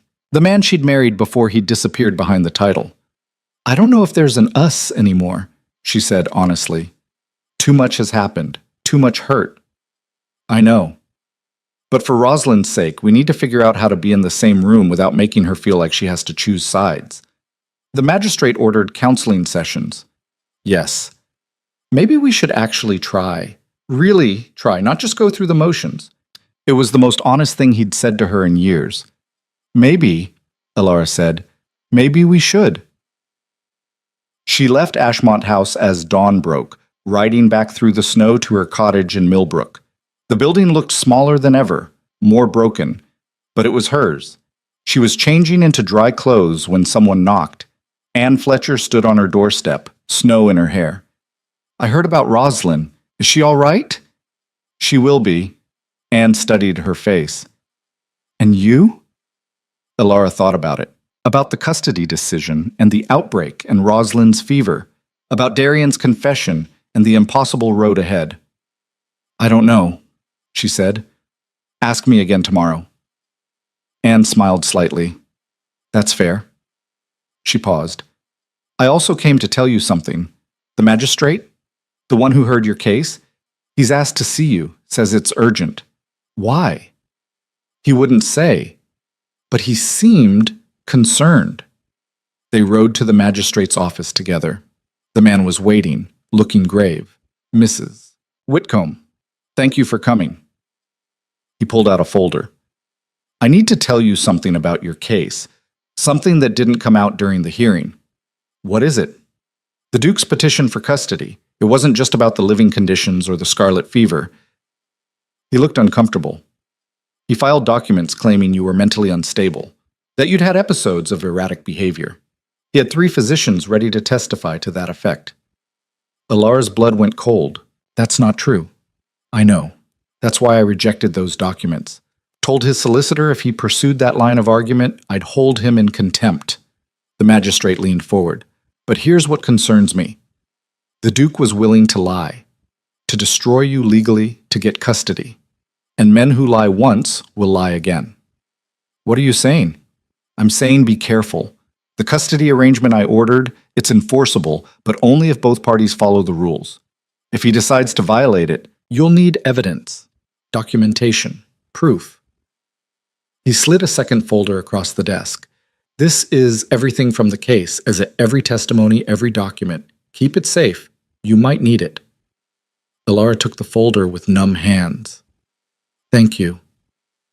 Mrs. Whitcomb, you're not the first woman I've seen in this situation, and the pattern is always the same. First, they try to control you. When that fails, they try to break you. When that fails, they try to erase you. His expression was serious. Don't let him erase you. She rode back to Millbrook in silence, the folder heavy in her bag. Inside the cottage, she opened it and began reading through the documents. And that's when she found it. Buried in the financial disclosures, in the tiny print of legal language, was a name she recognized. A business partnership between Darian and someone called Jay Blackwood, Seraphine's brother. The dates were damning. The partnership had started 3 years ago. 3 years of financial entanglement, of shared business interests, of profits flowing both ways. Seraphine hadn't been just a mistress or even just a business associate. She'd been part of a calculated financial alliance. And Alara, managing the household, maintaining the social connections, had been an essential part of making that alliance work. That's why Darian had kept her around even as he'd stopped seeing her. She'd been useful. A tool. Alara sat back, the document trembling in her hands. She'd thought she'd understood what had happened to her marriage. Thought she'd figured it out. But this was deeper, more calculated, more cruel. The question was, what did she do about it? The answer came 3 days later when a carriage pulled up to the cottage. Not Darian this time. Not a messenger, Seraphine Blackwood herself. She stepped out, still beautiful, still confident. But there was something different in her expression, something almost apologetic. Mrs. Whitcomb, may I come in? Every instinct said no, but curiosity won. Why are you here? Because I owe you the truth, Seraphine said, and because my brother just died. Alara stepped aside. Seraphine entered the cottage, looking around with barely concealed surprise at the modest surroundings. Sit, Alara said. Talk, and this better be worth my time. Seraphine sat. For the first time since Alara had known her, she looked uncertain. My brother and the Duke were partners. You knew that. I just found out. The partnership was supposed to make us both wealthy, and it did for a while. But Jonathan, my brother, he was embezzling. From the business, from the Duke, from everyone. By the time I found out, he'd stolen nearly $500,000. Alara's breath caught. $500,000? The Duke doesn't know yet. Jonathan died before anyone could discover the full extent. But when they audit the books, and they will, it's all going to come out. Seraphine met her eyes. And when it does, the Duke will be ruined. Everything you built, everything you saved, it's gone. Why are you telling me this? Because you deserve to know. Because I was part of it, even if I didn't know what Jonathan was doing. And because, she hesitated. Because you're the only one smart enough to maybe stop it. Alara stared at her. You want me to save him? After everything? No, I want you to save yourself and your daughter. Because when this comes out, it won't just destroy him. It'll destroy the entire Whitcomb estate. Rosalind's inheritance, her future, everything. No. Seraphine stood. I'm leaving the country. Tonight. Before the scandal breaks. But I thought you should know. You have maybe 2 weeks before the auditors find it. 2 weeks to decide what you want to do. She left. Alara sat in the empty cottage, staring at nothing. 2 weeks. 2 weeks to save an estate she'd walked away from. Save a man who'd tried to destroy her. Save a future for a daughter who barely got to live at Ashmont House. Or she could let it all burn. It would be so easy. To just let the consequences fall where they would. Let Darian face what his poor judgment and worse partnerships had created. But Rosalind. Always it came back to Rosalind. Alara pulled out paper and began making lists. Numbers, names, assets, debts. The same kind of analysis she'd done 7 years ago when she'd saved the estate the first time. If she was going to do this, and she hated that she was even considering it, she needed to understand exactly how bad it was. 3 days of digging revealed that it was worse than Seraphine had said. Jonathan Blackwood had stolen nearly $700,000, not $500,000, and he'd done it cleverly, hiding the theft across multiple accounts and partnerships. When the auditors found it, the scandal would be catastrophic. The Whitcomb name would be mud. Every business dealing would be scrutinized. Darian could face legal consequences, and Rosalind would grow up as the daughter of a disgraced duke. Alara sat in her cottage, surrounded by papers, and made a decision. She packed a bag and rode to Ashmont House. Found Darian in his study, working late as always. He looked up when she entered, surprised. Alara? Is something wrong? Is Rosalind? Rosalind's fine, but you're not. She dropped the folder on his desk.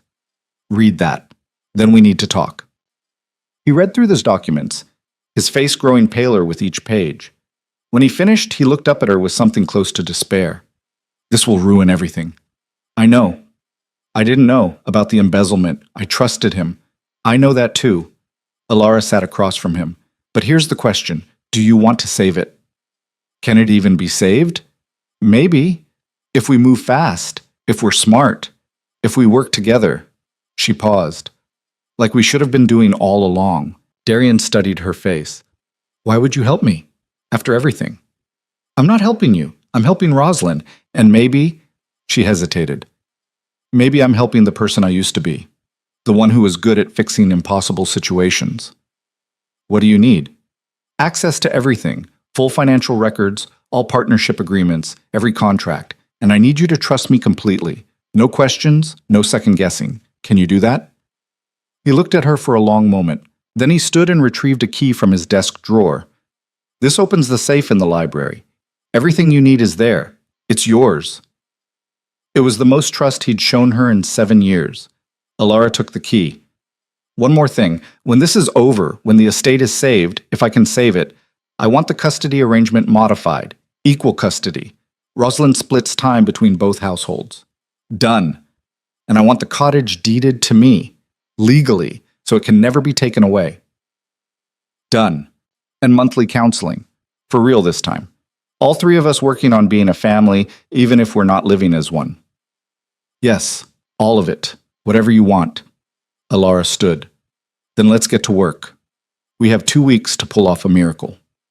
They worked through the night and the nights that followed. Alara pored over records, tracked stolen money, identified which assets could be quickly sold to cover the losses. Darian handled the legal side, contacting solicitors, negotiating with creditors. It was brutal work. But somewhere in those long nights, something shifted. They started talking. Not about the estate or the finances, but about other things, small things. He asked about her teaching. She asked about his work. Actually asked, actually listened. And slowly, grudgingly, they started to remember why they'd liked each other once upon a time. It wasn't romance. It wasn't even friendship. But it was something. A foundation, maybe. Something to build on. On the 13th day, Alara found the solution. A way to restructure the debt, liquidate certain holdings, and cover most of the embezzlement without destroying the estate entirely. It would hurt. Ashmont House would be significantly smaller, their social standing diminished, but they'd survive. She presented it to Darian at dawn. He read through her proposal twice. This works, he said, sounding almost shocked. I know. You saved it. Again. We saved it. I couldn't have done it without your legal contacts. He looked at her. You could have let it burn, could have walked away and let everything collapse. Yes. Why didn't you? Because Rosalind deserves better than to be the daughter of a scandal, and because... She hesitated. Because somewhere under all the hurt and anger, I still remember the man who said, I hope we can make something good of this. Maybe we can't make a marriage, but we can make a partnership, for her sake. Darian nodded slowly. For her sake. The auditors came on day 15. By then, Alara and Darian had restructured everything. The embezzlement was disclosed, but so was the recovery plan. The scandal still broke. There was no avoiding that, but it was manageable. Contained. The Whitcomb estate survived. Diminished, but intact. Rosalind, thankfully, was young enough that most of it went over her head. She knew something had happened, knew her parents had been working together, but the details remained blessedly vague. 2 months later, Alara sat in the cottage, her cottage, legally deeded to her name, and reviewed the new custody arrangement. Equal time. Equal say. A real partnership in raising their daughter. It wasn't the ending she'd imagined when she walked out of that ballroom 6 months ago, but it was an ending she could live with. There was a knock at the door. Darian stood there, snow on his shoulders, an envelope in his hand. "What's this?" she asked. "Read it." She opened the envelope. Inside was a legal document transferring a third of the Ashmont estate holdings into her name. Not as his wife, as an individual owner. "Darian, I can't." "Yes, you can. You saved it. Twice. It should have always been partly yours." He paused.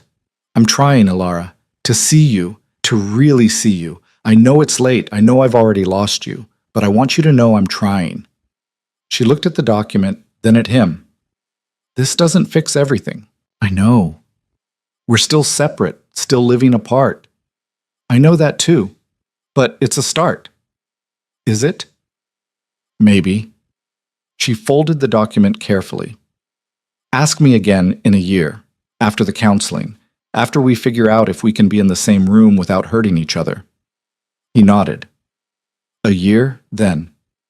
After he left, Alara stood in her cottage, her warm, dry, repaired cottage, and looked out at the snow. Somewhere in Ashmont House, Rosalind was probably reading before bed. Next weekend, she'd be here, in this cottage, helping Alara bake bread and telling stories about her week. It wasn't the life Alara had planned, but it was hers, hard-won and honest and real. And that, finally, was enough. For now. For now. Spring came late that year, hesitant and cold, like it wasn't sure it was welcome. Alara stood in the cottage garden, turning over soil that was still half frozen, wondering if anything she planted would actually grow.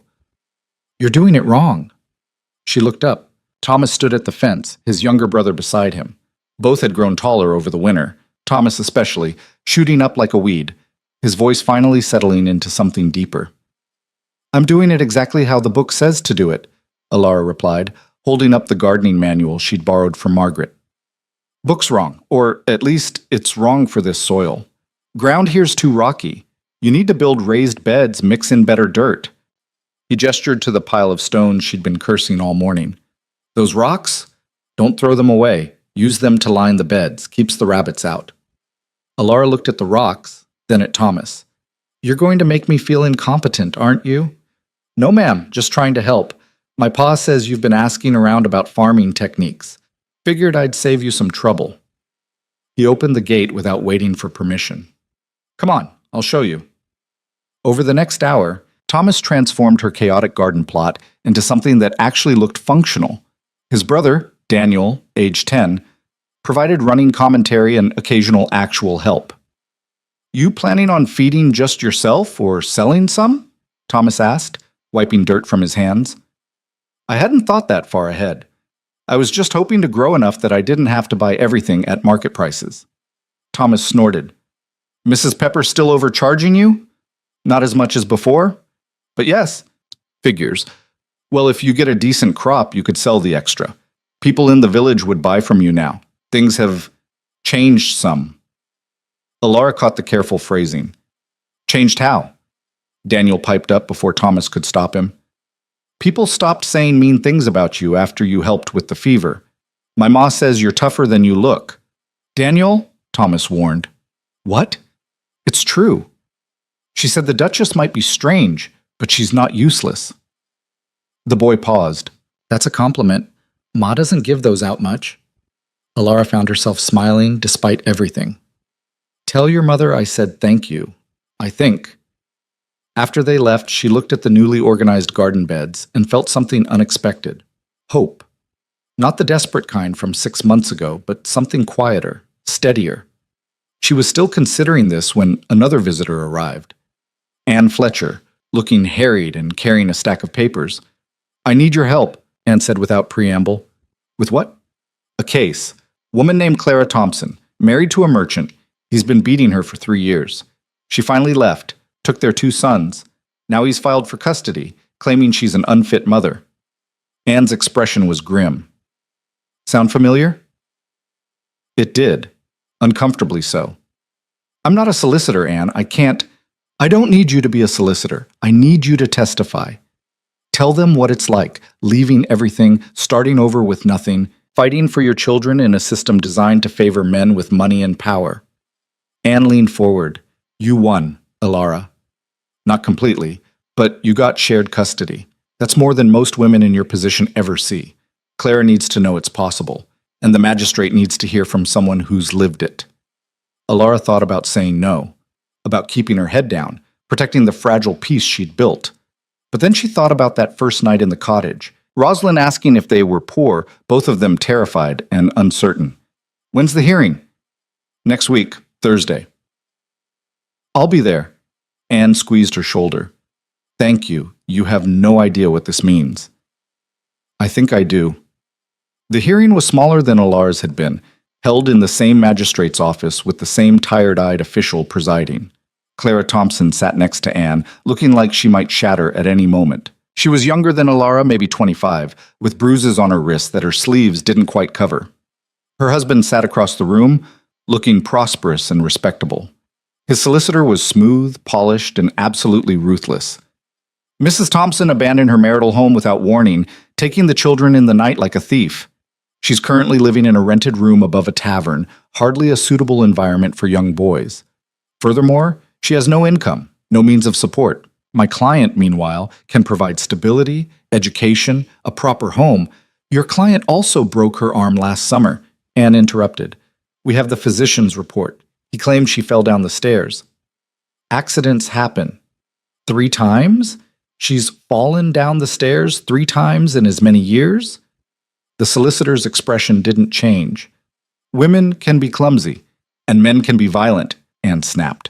We have testimony from neighbors who heard the arguments, saw the bruises. This isn't about providing stability. This is about control. The magistrate held up a hand. I'll hear from the witnesses. Mrs. Fletcher, call your first. I call Alara Whitcomb.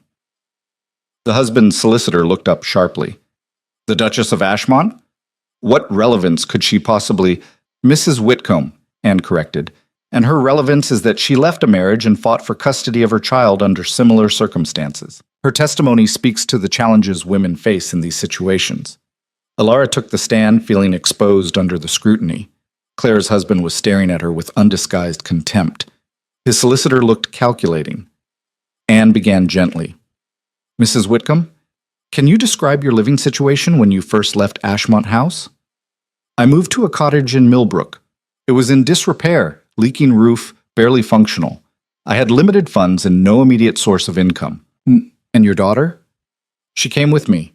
We lived simply, very simply. Did you face challenges in caring for her? Yes. Financial pressure, social isolation, and when she became ill with scarlet fever, I nearly lost her. Alara's voice steadied. But I didn't lose her, because despite the poverty and the hardship, I was there. I knew what she needed. I could care for her. And the custody hearing? The Duke claimed you were an unfit mother due to these circumstances. He did.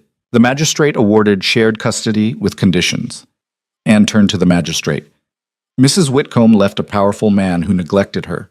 She built a new life from nothing. She proved that a mother's presence and dedication matter more than material wealth. Mrs. Thompson deserves the same chance. The husband's solicitor stood. May I cross-examine? The magistrate nodded. The solicitor approached with a smile that didn't reach his eyes. Mrs. Whitcomb, you mentioned financial hardship. Didn't your poverty directly contribute to your daughter's illness? Scarlet fever doesn't discriminate based on wealth. Children in wealthy homes die from it too. But surely better nutrition, warmer housing. My daughter received excellent care. She survived. That's what matters. You mentioned social isolation. Isn't it true that you were ostracized by society? That people viewed you as unstable? Alara kept her voice level. People viewed me as unconventional. I left a marriage that wasn't working. That made some people uncomfortable. Uncomfortable? Or concerned for your judgment? He pulled out a document. I have here a letter from Lady Pembroke stating that your behavior at the Castellan ball was shocking and erratic. That you created a public scandal. I made a private decision public. There's a difference. Is there? Because from where I'm standing, your actions destroyed your social standing, impoverished your daughter, and forced the Duke to seek custody to protect her welfare. He leaned forward. Are those really the actions we should be holding up as an example for Mrs. Thompson? The room went quiet. Alara felt the weight of the question, the trap embedded in it.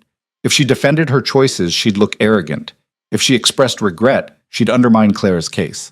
She chose a third option, truth. My actions weren't perfect, she said. I made mistakes. I left with less planning than I should have. I underestimated how hard it would be. But I don't regret it, because staying in that house was killing me. Slowly, quietly, but killing me nonetheless. And my daughter was learning that invisibility was normal, that neglect was acceptable, that a woman's voice didn't matter. She looked directly at Clara. I chose to teach her something different, that we deserve to be seen, to be heard, to matter, even if it's hard, especially if it's hard. The solicitor tried to regroup. Very touching. But the fact remains, Alara interrupted, that I fought for my daughter and won. Not completely, but enough. And Mrs. Thompson deserves the same chance to prove that love and presence matter more than money, to show her sons that leaving abuse isn't shameful, it's survival. She stepped down. Clara was crying silently. Anne looked grimly satisfied. The magistrate called for a recess. Alara waited in the hallway with Anne and Clara. Thank you, Clara whispered. I couldn't have said those things. I don't have your education, your standing. You have your truth, Alara said. That's enough. When they were called back in, the magistrate looked even more tired than before. This court finds that while Mr. Thompson can provide material advantages, the evidence of domestic violence is concerning. Mrs. Thompson has demonstrated a commitment to her children's welfare by removing them from a dangerous environment. He paused. I'm awarding primary custody to Mrs. Thompson with supervised visitation for the father pending completion of a rehabilitation program. Clara gasped. Her husband's face went purple with rage. His solicitor was already filing objections, but the magistrate banged his gavel. Court adjourned. Outside, Clara grabbed Alara's hands. You did this. You helped save us. Anne did this. I just told the truth. No, Anne said. We both did this, together. Riding back to Millbrook, Alara felt something shift. She'd spent 6 months focused on survival, her own, Rosalind's. But maybe there was more to this new life than just surviving. Maybe there was purpose. The next day, 3 more women showed up at Anne's office. All of them had heard about Clara's case. All of them wanted help. Anne looked overwhelmed. I can't handle this alone. Then don't, Alara said. Teach me. Not to be a solicitor. I know that takes years. But to help, to assist, to understand the law well enough to support you. You want to work with me? I want to do something that matters. Teaching matters, yes. But this? Alara gestured to the women waiting outside. This could change lives. Anne studied her. It won't pay well. Most of these women have nothing. I'm used to nothing now. And it won't make you popular. People don't like women who help other women leave. I stopped caring about popularity 6 months ago. Anne smiled. All right then, welcome to the practice. We'll start with basic legal research. You read fast? Very. Over the next month, Alara split her time between teaching at the school and working with Anne. She learned the intricacies of property law, custody statutes, and contract disputes. She interviewed women, documented abuse, gathered evidence. It was exhausting. It was also the first time in years she felt like her education, her intelligence, her skills were being fully used. Rosalind noticed the change. On one of their weekends together, she asked, Mama, are you happy? They were baking bread. Alara had finally mastered it after burning 17 loaves. Rosalind was kneading dough with the focused intensity she brought to everything. I think so, Alara said honestly. Why do you ask? You seem different, lighter, like you're not carrying something heavy anymore. That's very perceptive, sweetheart. I'm smart. You tell me that all the time. Rosalind paused. Are you and Papa going to get back together? Alara's hand stilled. I don't know. Do you want us to? I don't know either. Rosalind shaped her dough carefully. I like having 2 houses. Ashmont is nice, but it's big and quiet. Here is small, but feels more alive. And Papa is different now. He asks me things. Real questions. Not just, how was your day? What kind of questions? Like what I'm reading, or if I'm still afraid of thunderstorms, or what I want to be when I grow up. Rosalind looked up. He's trying. It's weird, but I think I like it. I'm glad. But I don't want you to go back just because of me. The counseling lady says I'm not responsible for your happiness. Alara pulled her daughter close, getting flour all over both of them. The counseling lady is right, and wise. You're not responsible for anyone's happiness but your own. Then whose happiness are you responsible for? Mine. And right now I'm happy doing work that matters, teaching children, helping women, building a life I chose. She smiled. That's enough. The counseling sessions were awkward at first. Dr. Helena Marsh ran them with brisk efficiency, tolerating no deflection or avoidance. This isn't couples counseling, she announced at the first session. This is family counseling. Our goal isn't to save a marriage. It's to create a functional co-parenting relationship that doesn't damage the child. Darian looked relieved. Alara felt oddly disappointed, though she wasn't sure why. The sessions forced difficult conversations about expectations and failures, about invisibility and neglect, about the ways they'd both contributed to the collapse. Him through absence, her through silent endurance. You never told me you were unhappy, Darian said during the third session. I did. Multiple times. You weren't listening. I would have remembered, would you? Dr. Marsh interrupted. Let's test that. Alara, tell me 3 times you explicitly told your husband you were unhappy. Alara thought back. Our 4th anniversary. I said I felt like we were living separate lives. He said I was being dramatic. Darian shifted uncomfortably. A year later, after Rosalind's 3rd birthday, I asked if we could spend more time together as a family. He said work was demanding and I should understand that. I don't remember that. Exactly my point, Alara said. And the week before I left, I stood in the hallway and said, Darian, I'm drowning. You walked past me to your study, didn't even pause. The room went quiet. Dr. Marsh made a note. Darian, what do you say to that? He looked genuinely stricken. I don't remember. How can I not remember her saying she was drowning?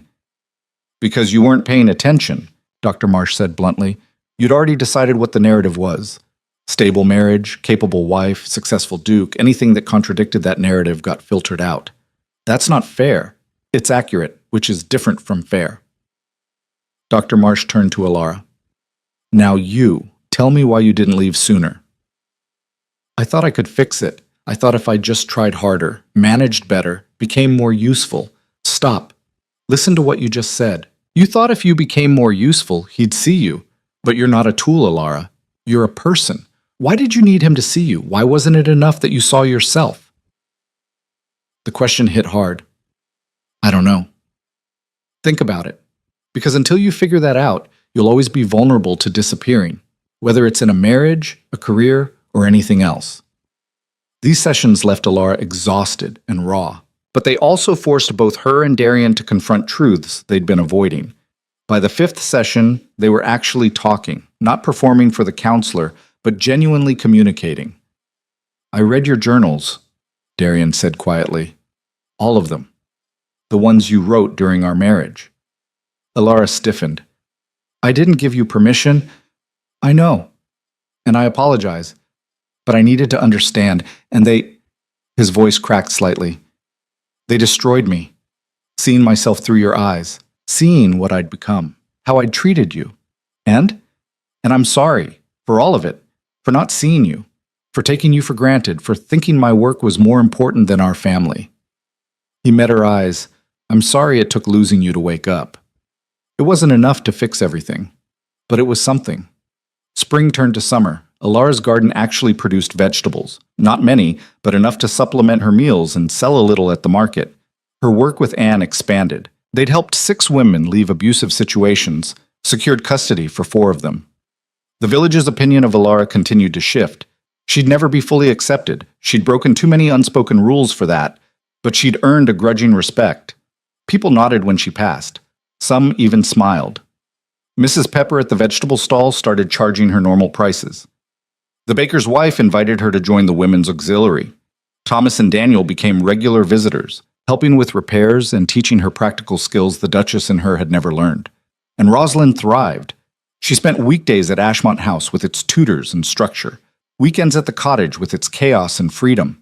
She was learning both worlds, choosing what she wanted from each. One Saturday in late July, Darian came to the cottage, not for a scheduled exchange or a counseling session, just to talk. They sat in the garden, Alara's properly functioning garden, drinking tea that no longer tasted like boiled dirt. "The estate is stable," he said. "The Blackwood scandal has blown over mostly. We've recovered about 60% of what was stolen." "That's good." "It's because of you, your restructuring plan, your negotiations. Everyone knows it. The other lords, the business partners, they all know the Duchess of Ashmont saved the estate. Former Duchess. Legally, you're still the Duchess. We never divorced." Alara hadn't thought about that in months. "Do you want to?" "Do you?" She considered it. "I don't know. I'm not interested in reconciliation. Not in the traditional sense, but divorce would mean losing access to Rosalind during the week. The custody arrangement assumes we're married. We could modify it." "We could, should we?" Darian was quiet for a long moment. "I don't know what I want anymore. 6 months ago, I wanted you back. Wanted everything to go back to normal. But now I realize normal was broken. I don't want that back." "Then what do you want?" "I want to know my daughter, really know her. I want to be a father who's actually present." He paused. "And I want to know you, not as my wife maybe, but as something, a partner in raising Rosalind, a friend, if that's possible after everything. I think friendship might take time. I have time. For the first time in years, I'm not in a rush." He smiled slightly. "I've been attending your sessions with Anne. Did you know that?" Alara blinked. "What?" "Not as a participant, just sitting in the back, watching, seeing how you help these women, how you fight for them." His expression was complicated. "You're brilliant, Alara. I always knew you were intelligent, but I never saw the full extent, never gave you the opportunity to show it. Watching you now, seeing what you're capable of when you're not just managing a household, it's humbling. Are you saying this to win me back?" "No, I'm saying it because it's true, and because I want you to know that I see you now, finally. Maybe too late for us, but not too late for me to acknowledge what I should have seen all along." It was the most honest conversation they'd had in years, maybe ever. "I don't know what we are anymore," Alara said. "Not married, not divorced, not enemies, not exactly friends. Can we be something new, something we define ourselves? Maybe." She refilled his tea. "But it has to be built on honesty. No more pretending everything's fine when it's not. No more invisible work." "Agreed. And I keep my independence, my work with Anne, my cottage, my life. I wouldn't ask you to give that up. I've seen what happens when you do." They sat in comfortable silence, watching bees work through Alara's flowers. It wasn't romance. It wasn't even the beginning of reconciliation. But it was peace. And after 7 years of quiet warfare, peace felt revolutionary. The breakthrough came in August. Lord Vernon, the same man who'd tried to convince Alara to return to Ashmont House during Rosalind's fever, requested a meeting. Not with Darian, with her. They met at a tea house in the capital. Vernon looked older than Alara remembered, grayer. "Thank you for agreeing to see me," he said. "I wasn't sure you would. I'm curious why you wanted to. I need your help, professional help." He pulled out documents. "My daughter, she's in a situation similar to the one you left. Married young to a man I thought was respectable. He's not. He's cruel. She wants to leave, but she's terrified of losing her children." Alara took the documents, scanning them. The details were familiar: isolation, control, escalating verbal abuse. "Why not hire a solicitor directly?" "I have 3 of them. They all say the same thing. The husband has rights, she has few options. Then I heard about your work with Anne Fletcher, how you've been winning these cases, getting women their children back." He met her eyes. "I need you to help my daughter the way you helped yourself." It was validation of a sort Alara hadn't expected. A lord, someone from her old world, coming to her for expertise. "I'll need to speak with her directly, and Anne will handle the legal aspects. I'm not a solicitor." "You're something better. You're someone who understands." Vernon's voice was rough. I should have supported you when you left Darian. Instead, I judged you, called you unstable. I was wrong. Yes, you were. Will you help my daughter anyway? Alara thought about saying no, about making him feel the rejection she'd felt, but that would only hurt his daughter, who deserved better. Yes. Have her contact Anne's office. We'll help. Word spread after that. More women came, more cases. Anne hired a second assistant, a young law student who worked for almost nothing because she believed in the cause. Alara found herself spending more time at the office than at the school. Margaret understood. You found your calling, Margaret said. Teaching is valuable, but this is changing the system. Don't give that up. I don't want to abandon the children. You're not. You're showing them what it looks like when a woman fights, when she builds something meaningful. That's a lesson too. Alara reduced her teaching to 3 days a week. The rest she spent on legal work. She was good at it, better than she'd expected. Her years managing the estate had taught her to see patterns, to navigate complex systems, to find solutions others missed. By autumn, they'd won 12 cases, lost 3. The wins were celebrated. The losses haunted Alara, knowing there were women who'd gone back to dangerous situations because the law favored their husbands. You can't save everyone, Anne reminded her after a particularly brutal loss. We do what we can. We fight for every inch, but the system is still broken. Then we change the system. Easier said than done. Maybe, but we start somewhere. That somewhere turned out to be a petition. Alara drafted it with Anne's help, a formal request to the Provincial Council to reform custody laws, to make domestic violence a legitimate factor in custody decisions, to require evidence of parenting involvement, not just financial capability. They gathered signatures, hundreds of them. Women, mostly, but some men too. Fathers who'd been excluded from their children's lives. Grandparents who'd watched daughters and granddaughters suffer. The petition was revolutionary. It was also probably doomed. They'll never pass it, Anne said. Too radical, too threatening to the existing power structure. Maybe, but we make them say no. We make them explain why a father's wealth matters more than a mother's presence. We make the system defend itself. In October, they presented the petition to the Provincial Council. Alara stood before a panel of older men in expensive suits and delivered a speech that drew on every lesson she'd learned in 7 years of managing aristocratic egos. She was calm, rational, compelling. She cited statistics, legal precedents, and real cases. She didn't appeal to emotion. She knew these men would dismiss that. Instead, she appealed to their sense of justice, their pride in a fair system, their desire to be seen as progressive. Gentlemen, I'm not asking you to favor mothers over fathers. I'm asking you to favor presence over absence, evidence over assumption, reality over tradition. That's not radical, that's just honest. The council listened, didn't commit, said they'd consider it. It was less than Alara hoped for, but more than she'd expected. Walking out of that building, Anne bumped her shoulder. You were brilliant in there. We'll see if it matters. It will.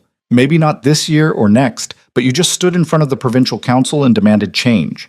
The disgraced Duchess who was supposed to disappear quietly. That matters. That evening, Alara returned to the cottage to find Darian and Rosalind waiting. They'd made dinner, badly, judging by the smoke and mess in the kitchen, but they'd tried. We heard about the petition, Darian said. Rosalind wanted to celebrate. We made stew, Rosalind announced. It's kind of burnt, but Papa says that adds flavor. Papa is lying to make himself feel better, Darian admitted. But we tried. That counts for something, right? Alara looked at them, her daughter and her not-quite ex-husband, covered in flour and looking ridiculously proud of their inedible stew. And she laughed, really laughed, for the first time in months. It counts, you, she said. Let's eat it anyway. The stew was terrible. They ate it anyway, making jokes and telling stories. Rosalind talked about her week at school, both schools, the formal one at Ashmont House and the rough and tumble one in Millbrook. Darian talked about estate business, but actually made it interesting, turning dry financial reports into stories. And Alara talked about the petition, the cases, the slow grinding work of changing minds. It felt for the first time in 7 years like a family. Not the traditional kind, but something new, something chosen. After Rosalind went to bed, Darian lingered. I've been thinking, he said, about the estate, about legacy, what we're building for Rosalind. And I want to establish a foundation for women leaving difficult situations, legal aid, temporary housing, job training, funded by estate profits. He paused. I'd want you to run it, officially, with full authority and a proper salary. Alara stared at him. You're serious? Completely. You're already doing this work. You should have real resources, real support. And Rosalind should see her mother building something that lasts, something that matters. This isn't about winning me back. No, this is about doing what's right and recognizing that the estate has resources that could change lives. Your expertise can direct those resources effectively. He smiled slightly. Also, it's selfish. If the foundation bears the Whitcomb name and does good work, it helps restore our reputation after the Blackwood scandal. At least you're honest about it. I'm learning, slowly. Alara considered it. A real foundation, legal resources, housing, training programs. Everything she and Anne had been cobbling together on a shoestring budget, but properly funded. I'd want full control. No interference from the estate board or family politics. Done. And Anne is legal director. She's earned that. Agreed. And the cottage stays mine, even if I'm working for the foundation. My space. My independence. I wouldn't have it any other way. Alara extended her hand. Then we have a deal, Your Grace. He shook it, his grip firm.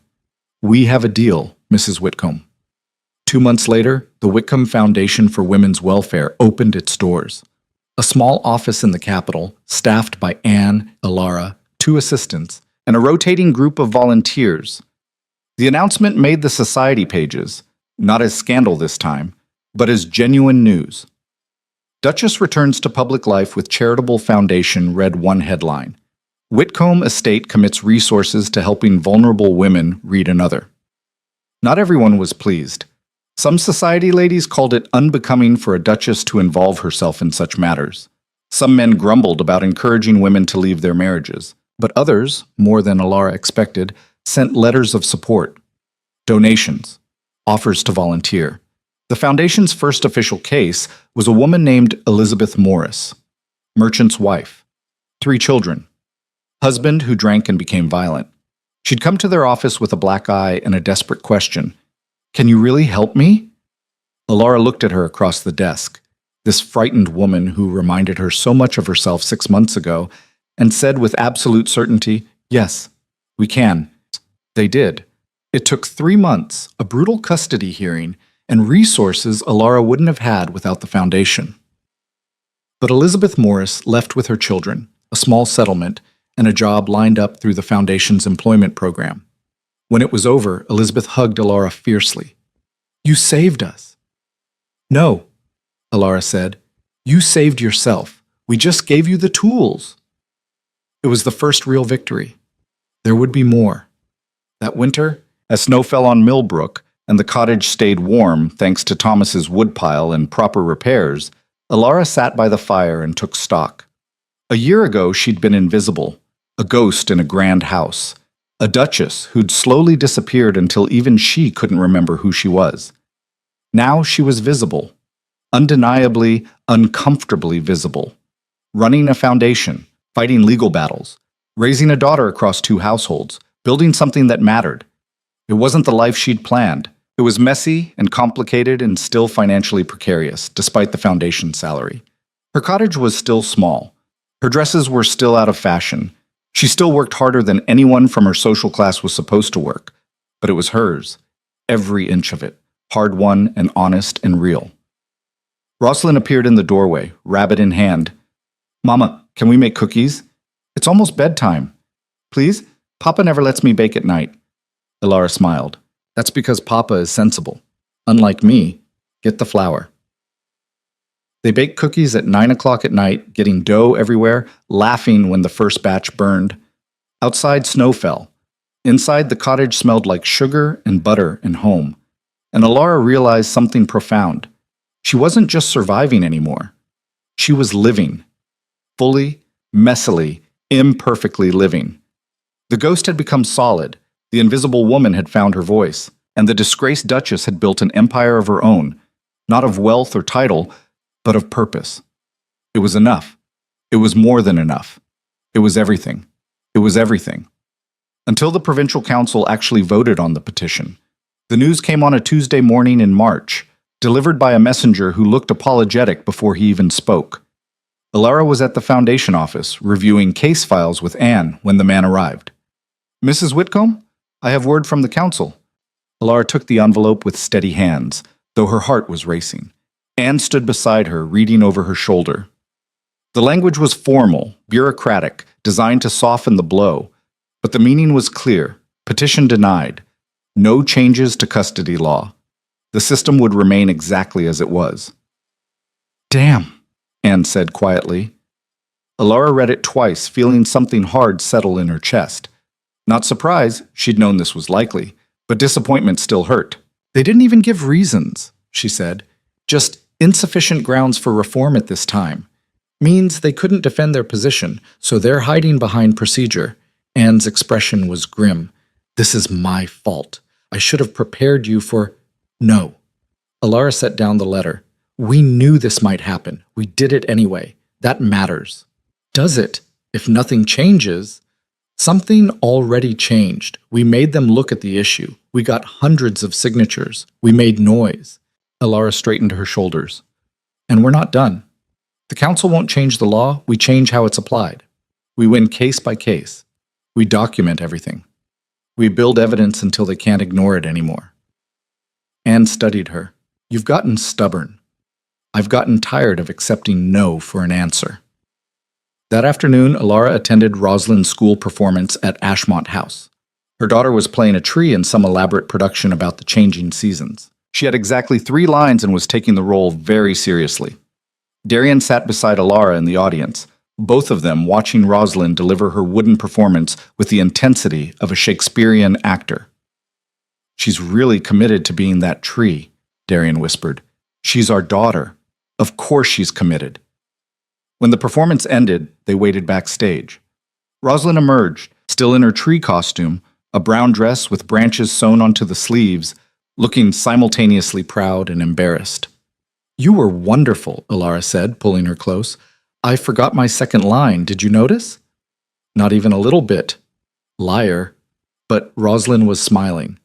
Darian knelt down to her level. "Your mother and I were wondering if you'd like to have dinner. All 3 of us. Not because of counseling or schedules, just because." Rosalind looked between them. "Like a family?" "Like a family," Darian confirmed. "Will it be weird?" "Probably," Alara admitted, "but maybe good weird?" They went to a small restaurant in the capital, nothing fancy, just a place with good food and privacy. Rosalind ordered everything wrong, mixing courses and creating combinations that made the waiter wince.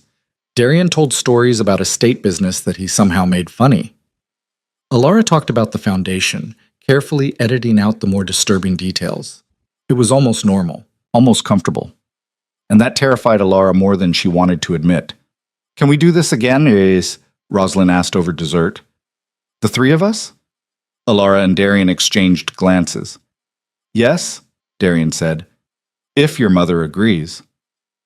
"I agree," Alara heard herself say, "but no promises about it being regular. We're all busy."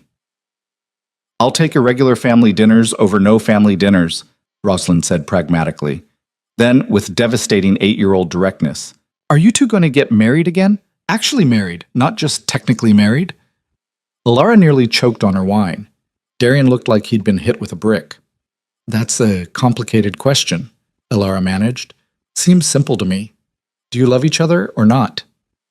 "Out of the mouths of children." Alara looked at Darian, really looked at him. The man who'd failed her for 7 years, who'd learned to see her, who was trying, genuinely trying, to be better. Did she love him? "I love who you're becoming," she said carefully. "I don't know if I love who you were." Darian absorbed this. "That's fair. I don't much like who I was either." "But you're friends now?" Rosalind pressed. "We're something," Alara said. "We're figuring it out as we go." "Good enough," Rosalind declared and went back to her dessert. Later, walking back to the carriage, Darian touched Alara's arm. "I meant what I said in there, about loving who I'm becoming. I'm trying to be someone worth loving. For Rosalind. And for you, if you'll let me. Darian, I'm not asking for an answer. I'm not asking for anything except the chance to keep trying, to keep being present, to keep showing up. He paused. That petition the council denied? I read it, every word. It was brilliant. They're cowards for rejecting it. They're politicians. It goes with the territory. Still, you deserve better. He hesitated. The foundation is doing important work. I see that now. I want to increase its funding.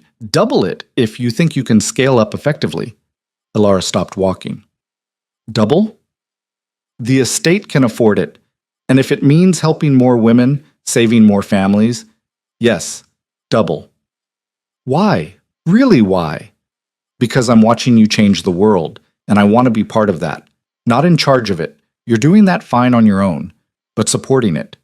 Contributing to something that matters. His voice went quiet. You've built something meaningful, Alara. Something I could never have built. Let me help make it bigger. She searched his face for manipulation, for hidden agendas, found only sincerity. All right, she said, but I'm holding you to it, and if you try to interfere with how we run things, you'll fight me. I know. I'm counting on it. Spring came fully this time, warm and certain. The foundation expanded into a second office. They hired 3 more staff members, established a proper shelter for women in crisis, and launched a job training program that actually worked. The success brought attention, good and bad. The good: more donations, more support, more women finding their way to safety. The foundation was helping 20 to 30 women a month now, with success rates that surprised even Anne. The bad: backlash. Letters to the editor condemning the foundation for destroying families, sermons about the proper role of wives. Threats, vague at first, then specific enough that Anne hired security. Alara tried not to let it bother her, tried to focus on the work, the wins, the lives being saved. Then someone threw a brick through the foundation's office window, in broad daylight, with a note attached: "Stop encouraging whores and homewreckers." No one was hurt. They'd all been in the back room at the time. But the message was clear. Someone wanted them scared, wanted them to stop. The city constable took a report, but didn't seem particularly motivated to investigate. "These things happen," he said with a shrug. "Controversial organization, controversial reactions." "Someone threw a brick at our building," Anne said flatly. "That's not a reaction, that's a crime." "I'll look into it." He clearly wouldn't. After he left, Alara looked at the broken window, the scattered glass, the hateful note. She thought about all the women who'd walked through that door looking for help, all the children who'd been saved from dangerous homes, and she got angry. Really, properly angry. "We're not stopping," she said. "I didn't think we would," Anne replied. "But we should be careful. Maybe hire real security instead of just talking about it." "Agreed. And we go public. I want to give a statement about this. Make it impossible to ignore." "That'll make you a target." "I'm already a target. Might as well make it mean something." She gave the statement the next day, standing in front of the broken window with reporters gathered around. She wore her nicest dress, one of the few from her Duchess days that still fit, and spoke with absolute clarity. "Someone threw a brick through our window because they don't like the work we do. Because helping women leave dangerous situations threatens them. That tells you everything you need to know about their position. They can't win the argument, so they resort to violence." She paused, making eye contact with each reporter. "We're not stopping. We're not slowing down. We're expanding. Because for every person who throws a brick, there are 10 women who need help. And we won't abandon them." The statement made every major newspaper. Suddenly, the foundation wasn't just local news. It was a story. The disgraced Duchess who'd left her husband and built a movement. Support poured in. Donations tripled. Women's groups from other provinces wrote asking how to start similar organizations. Even some men, lords and merchants who'd never publicly supported women's causes, sent quiet letters of encouragement and funding. But the threats got worse too. Letters promising violence. Men showing up at the office demanding to know where their wives were. One particularly aggressive confrontation that required the constable to actually do his job for once. "Maybe we should slow down," Anne suggested after the third threatening letter in a week, just until things settle. "Things won't settle," Alara said. They'll keep pushing until we push back harder. She was right. A week later, someone tried to burn down the shelter. Failed. The night guard saw the smoke and put it out. But the intent was clear. This time, the constable couldn't ignore it. This time, there was an actual investigation. And this time, they caught the arsonist, a merchant whose wife had left him 3 months earlier with the Foundation's help. The trial was quick and public. The man was sentenced to 5 years, and the judge made a point of condemning not just the arson, but the attitude behind it. This court will not tolerate violence against organizations providing legal assistance, he declared. Whatever your personal opinions on marriage and custody, the law is clear. Arson is a crime. Attempted murder is a crime. And any man who thinks otherwise will face the full weight of justice. It was a victory, a real one, the kind that changed the conversation. After the trial, Lord Vernon approached Alara outside the courthouse. That was satisfying to watch. Your daughter is doing well, I hope. Thriving. She has a job now, teaching. Her children are happy. Because of you. He paused. I'm hosting a dinner next month. Small gathering, influential people. I'd like you to attend, to speak about the Foundation's work. Your other guests won't appreciate that. Some won't, but some will, and those are the ones whose support matters. He smiled slightly. Things are changing, Mrs. Whitcomb. Slowly, but changing. You're part of that. The dinner was exactly as awkward as Alara expected. Held at Vernon's estate, attended by lords and ladies who'd once been her peers. Many looked uncomfortable when she entered. Some left early rather than sit through her presentation. But others stayed, listened, asked questions that seemed genuinely curious rather than hostile. Lady Castellan, whose ball had been the scene of Alara's dramatic exit, approached her afterward. That was illuminating. I had no idea the custody laws were so unfair. Most people don't, until they're affected by them. My niece is in a difficult marriage. I've been telling her to endure, to think of the children. Lady Castellan looked troubled. But perhaps I've been giving her the wrong advice. Perhaps, Alara said carefully, you should tell her she has options, and that choosing her own well-being doesn't make her a bad mother. Sometimes it makes her a better one. Lady Castellan nodded slowly. I'll tell her about your foundation, if she needs help. It was a small thing, but it mattered. On the ride home, Darian, who'd attended the dinner but stayed quietly in the background, said, You were magnificent. I just told the truth. You made them listen. That's harder than just telling truth. He paused. They're starting to see you the way I'm learning to see you. Not as the Duchess who had a breakdown, as someone who saw a problem and fixed it. I didn't fix it. The system is still broken. But you're breaking it differently, from the inside out. That matters. Summer arrived with a heat wave that made the Foundation office unbearable. They worked anyway, sweating through case files and client meetings.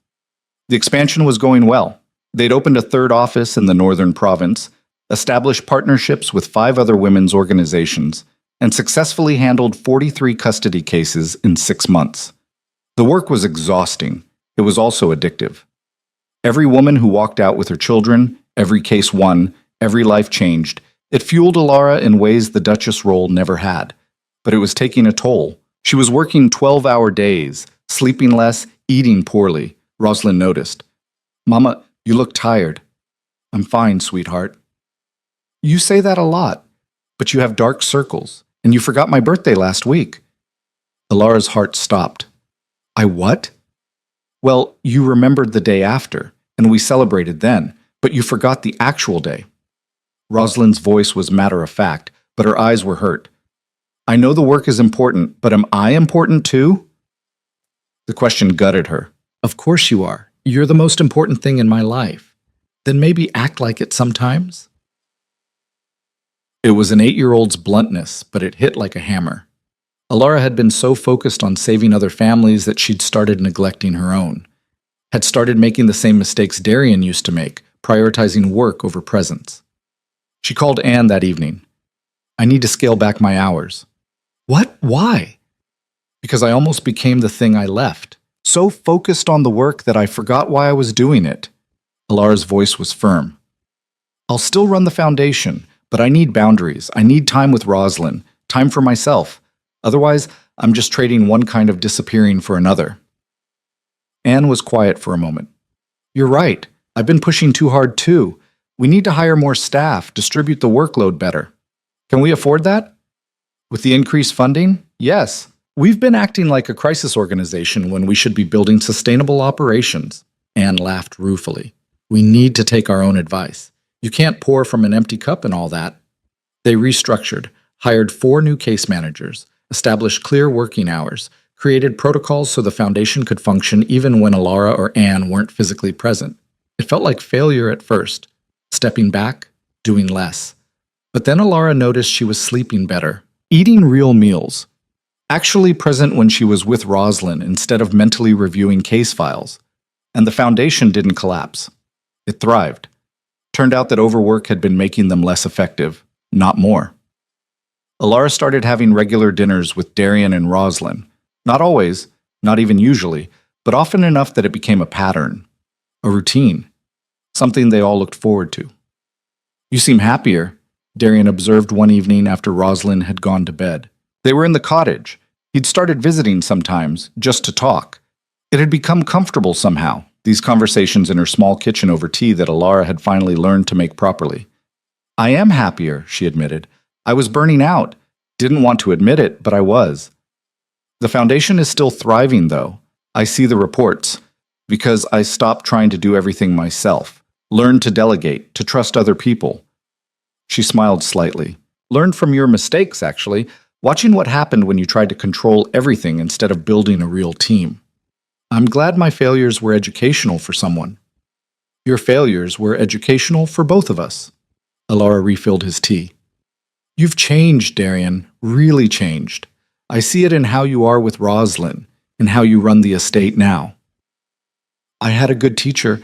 Watching you rebuild from nothing, build something meaningful, it showed me what I'd been missing. He hesitated.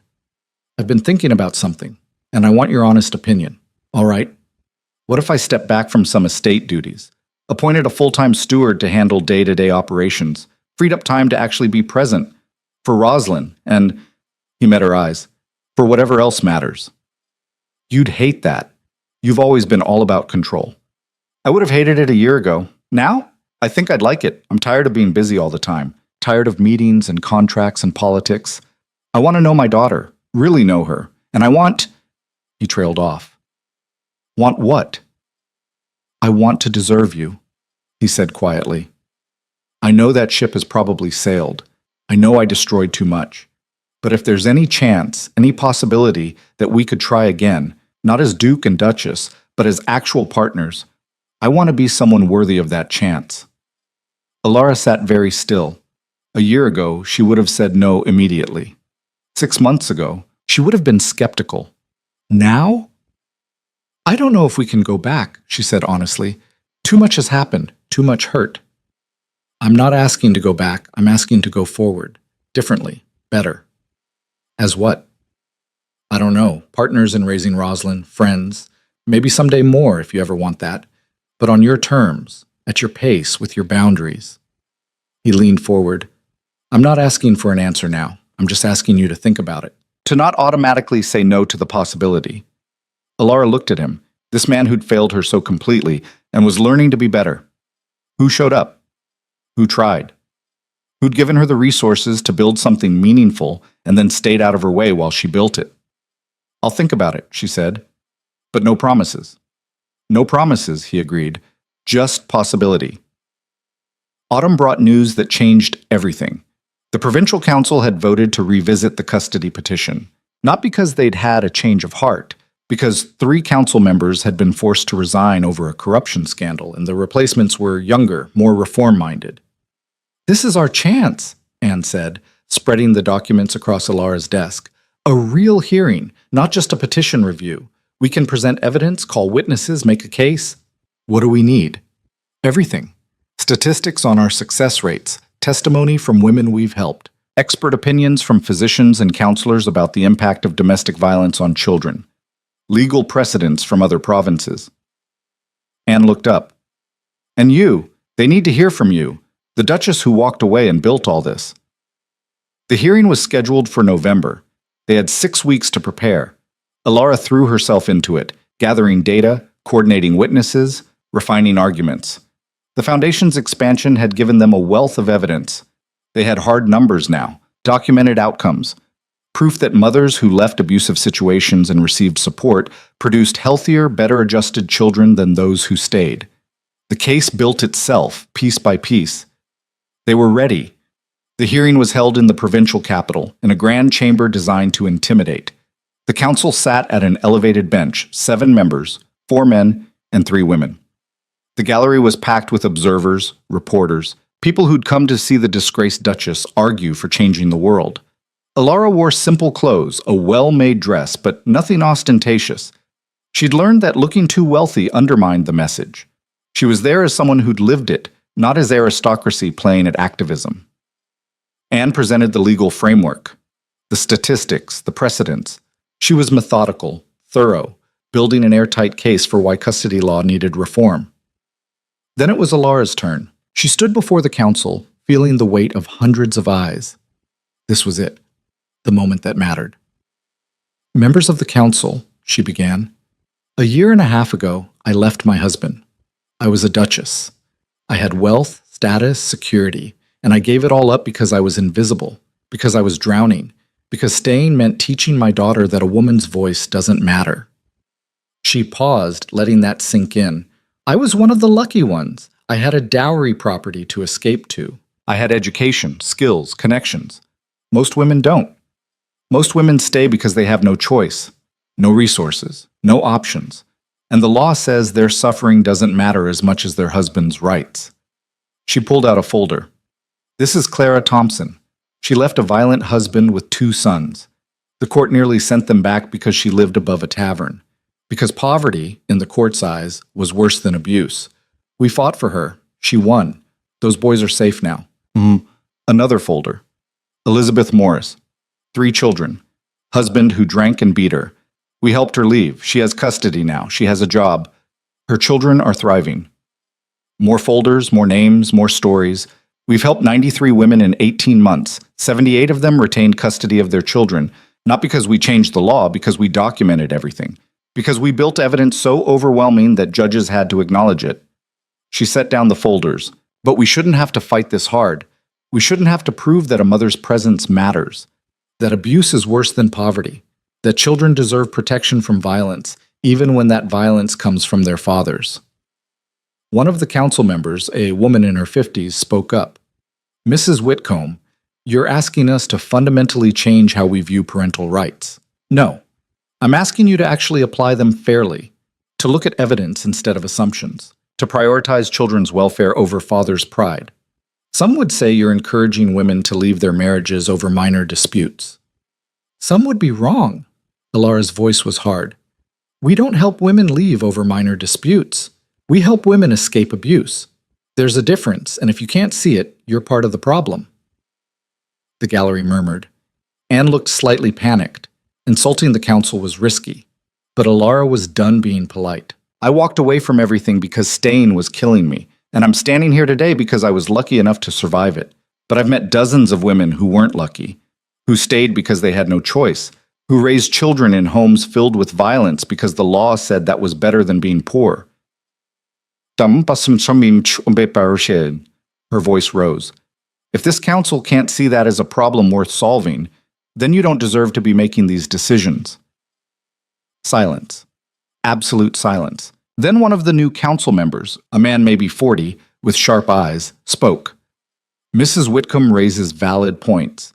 The question isn't whether abuse exists, it's whether our current laws adequately address it. And based on the evidence presented today, they clearly don't. Another member nodded. I agree. We should draft reform legislation. We should put it to a full council vote, a third added. The debate went on for 2 hours.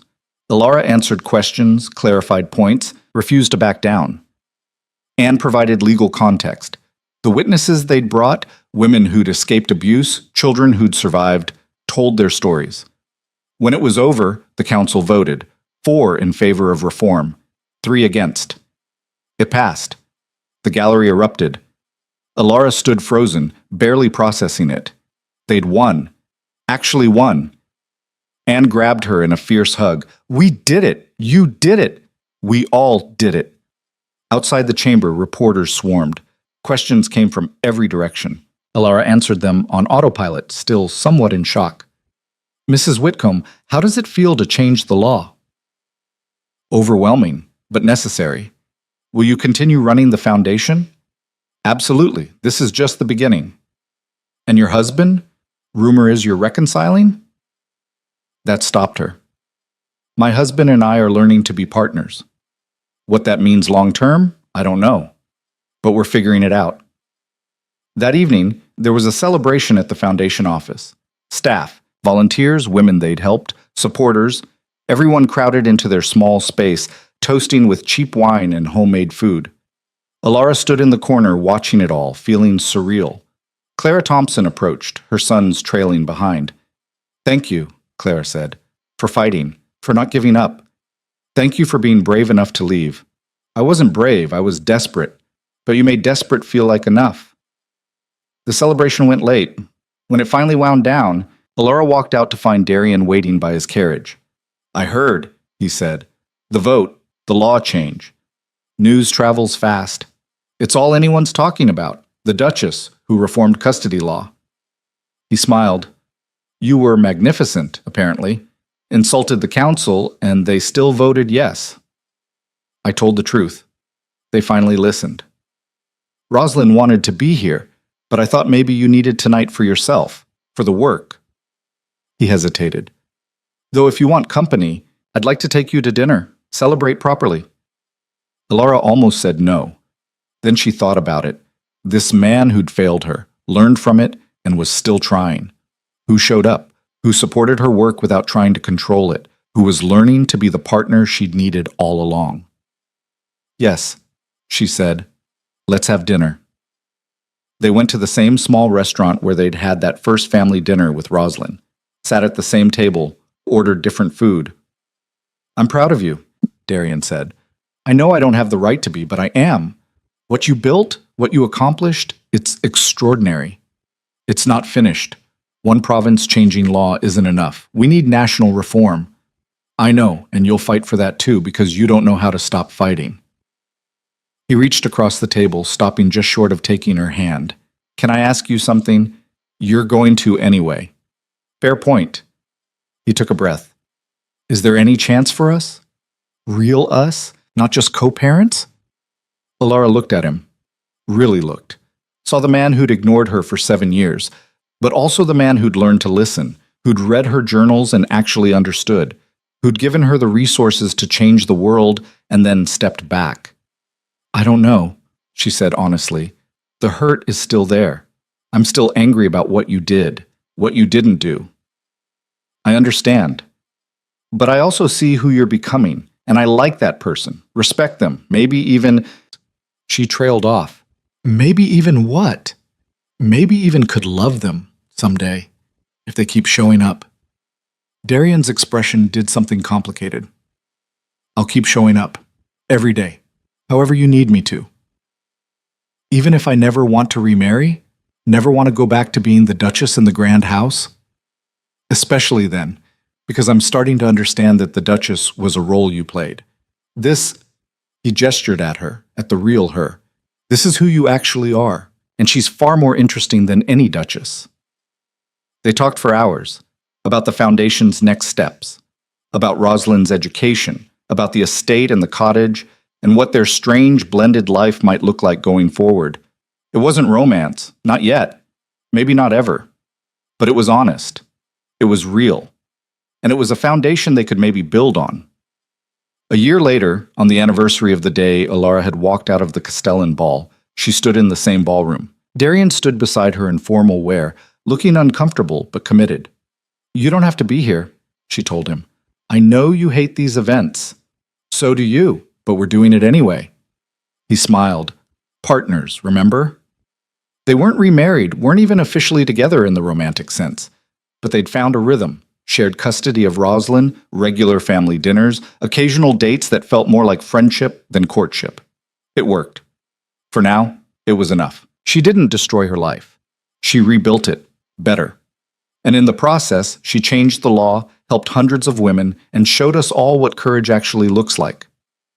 Applause, loud and genuine. Alara looked around at faces she recognized, some friendly, some grudgingly respectful, all acknowledging what she'd accomplished. "Mrs. Whitcomb," Lady Castellan said, "would you say a few words?" Alara made her way to the front, looked out at the assembled crowd. 2 years ago, we're here tonight to celebrate the Whitcomb Foundation and the remarkable woman who built it.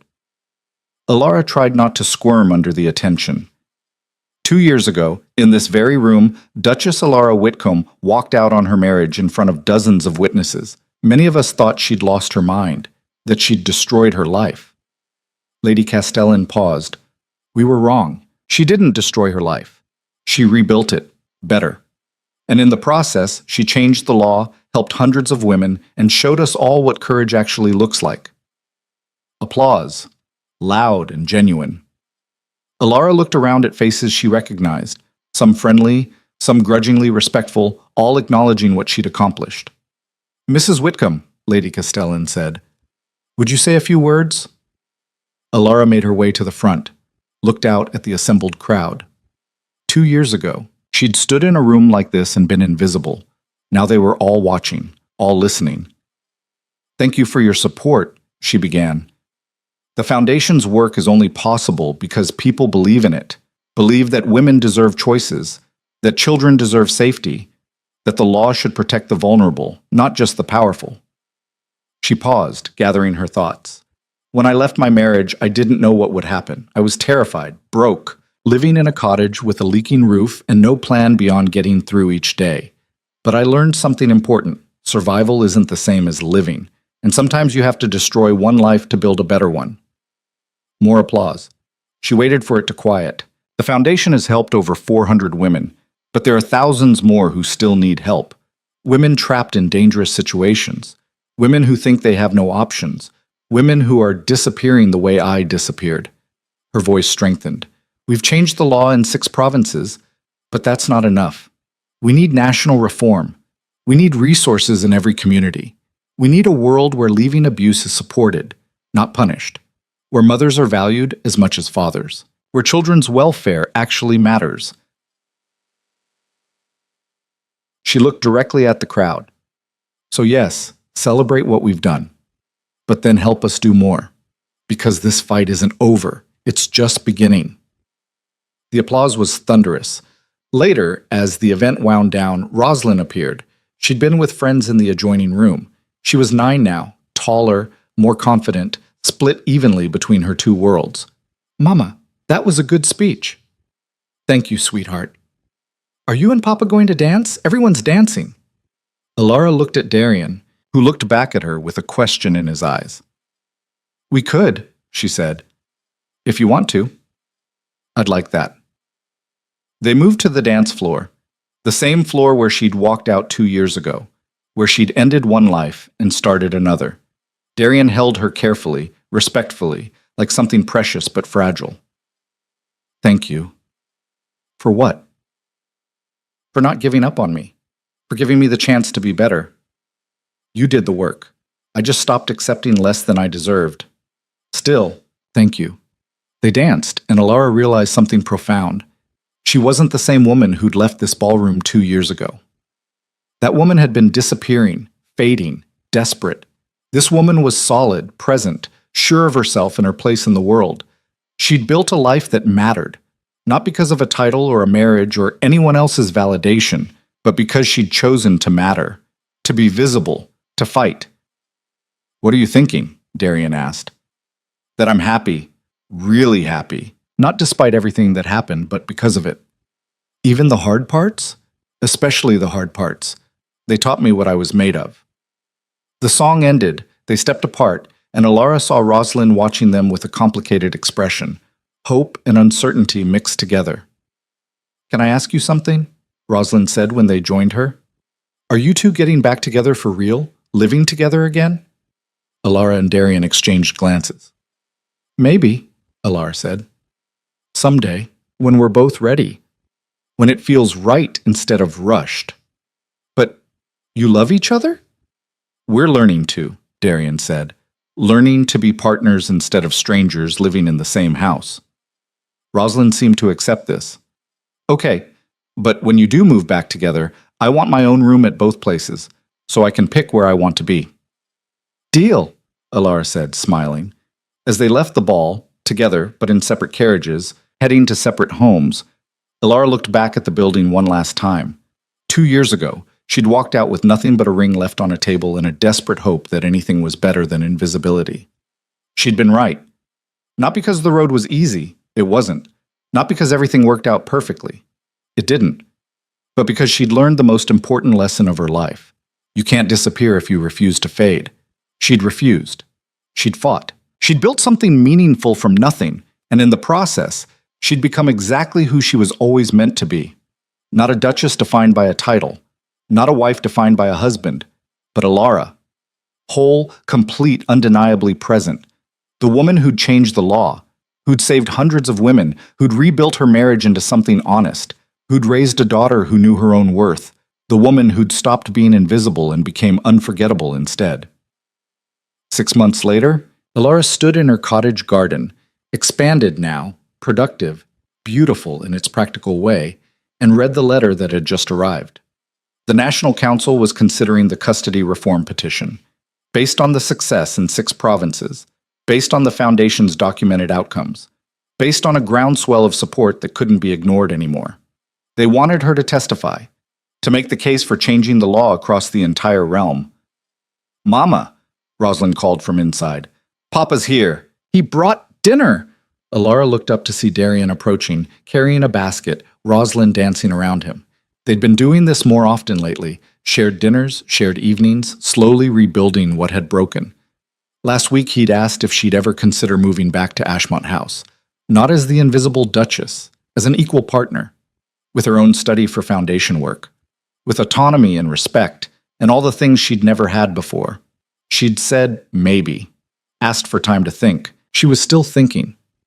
"Good news?" Darian asked, seeing her expression. "The best. National reform might actually happen." "Of course it will. You're fighting for it." Rosalind grabbed the letter. "Does this mean you'll be even busier?" "For a while, yes.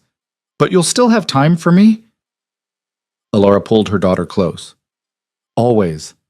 I promised I wouldn't disappear again. I meant it." They went inside together, the 3 of them, this strange rebuilt family, had dinner around the small table, laughed at Rosalind's stories from school, made plans for the weekend. It wasn't the life Alara had imagined when she'd married at 19. It was better. Messier, harder, more honest, real in a way that grand ballrooms and duchess titles had never been. Later, after Rosalind went to bed and Darian prepared to leave, he paused at the door. "I love you," he said quietly. "I know I don't have the right to say that yet. I know I need to keep earning it, but I wanted you to know." Alara looked at him. This man who'd failed her, learned from it, and was becoming someone she could actually love back. "I know," she said, "and someday soon I might be ready to say it back. I'll wait." "I know you will. That's why there's a chance." After he left, Alara stood in her cottage, her small, imperfect, absolutely perfect cottage, and felt something settle into place. She'd walked out of a ballroom with nothing but desperate hope and a ring left behind. She'd survived poverty and isolation and custody battles. She'd built a foundation that changed lives. She'd rewritten laws. She'd learned to be present instead of invisible. And along the way, she'd discovered the most important truth. The power had always been hers. She'd just needed the courage to claim it. She'd claimed it. She'd used it. She'd changed the world. And she wasn't done yet. Not even close.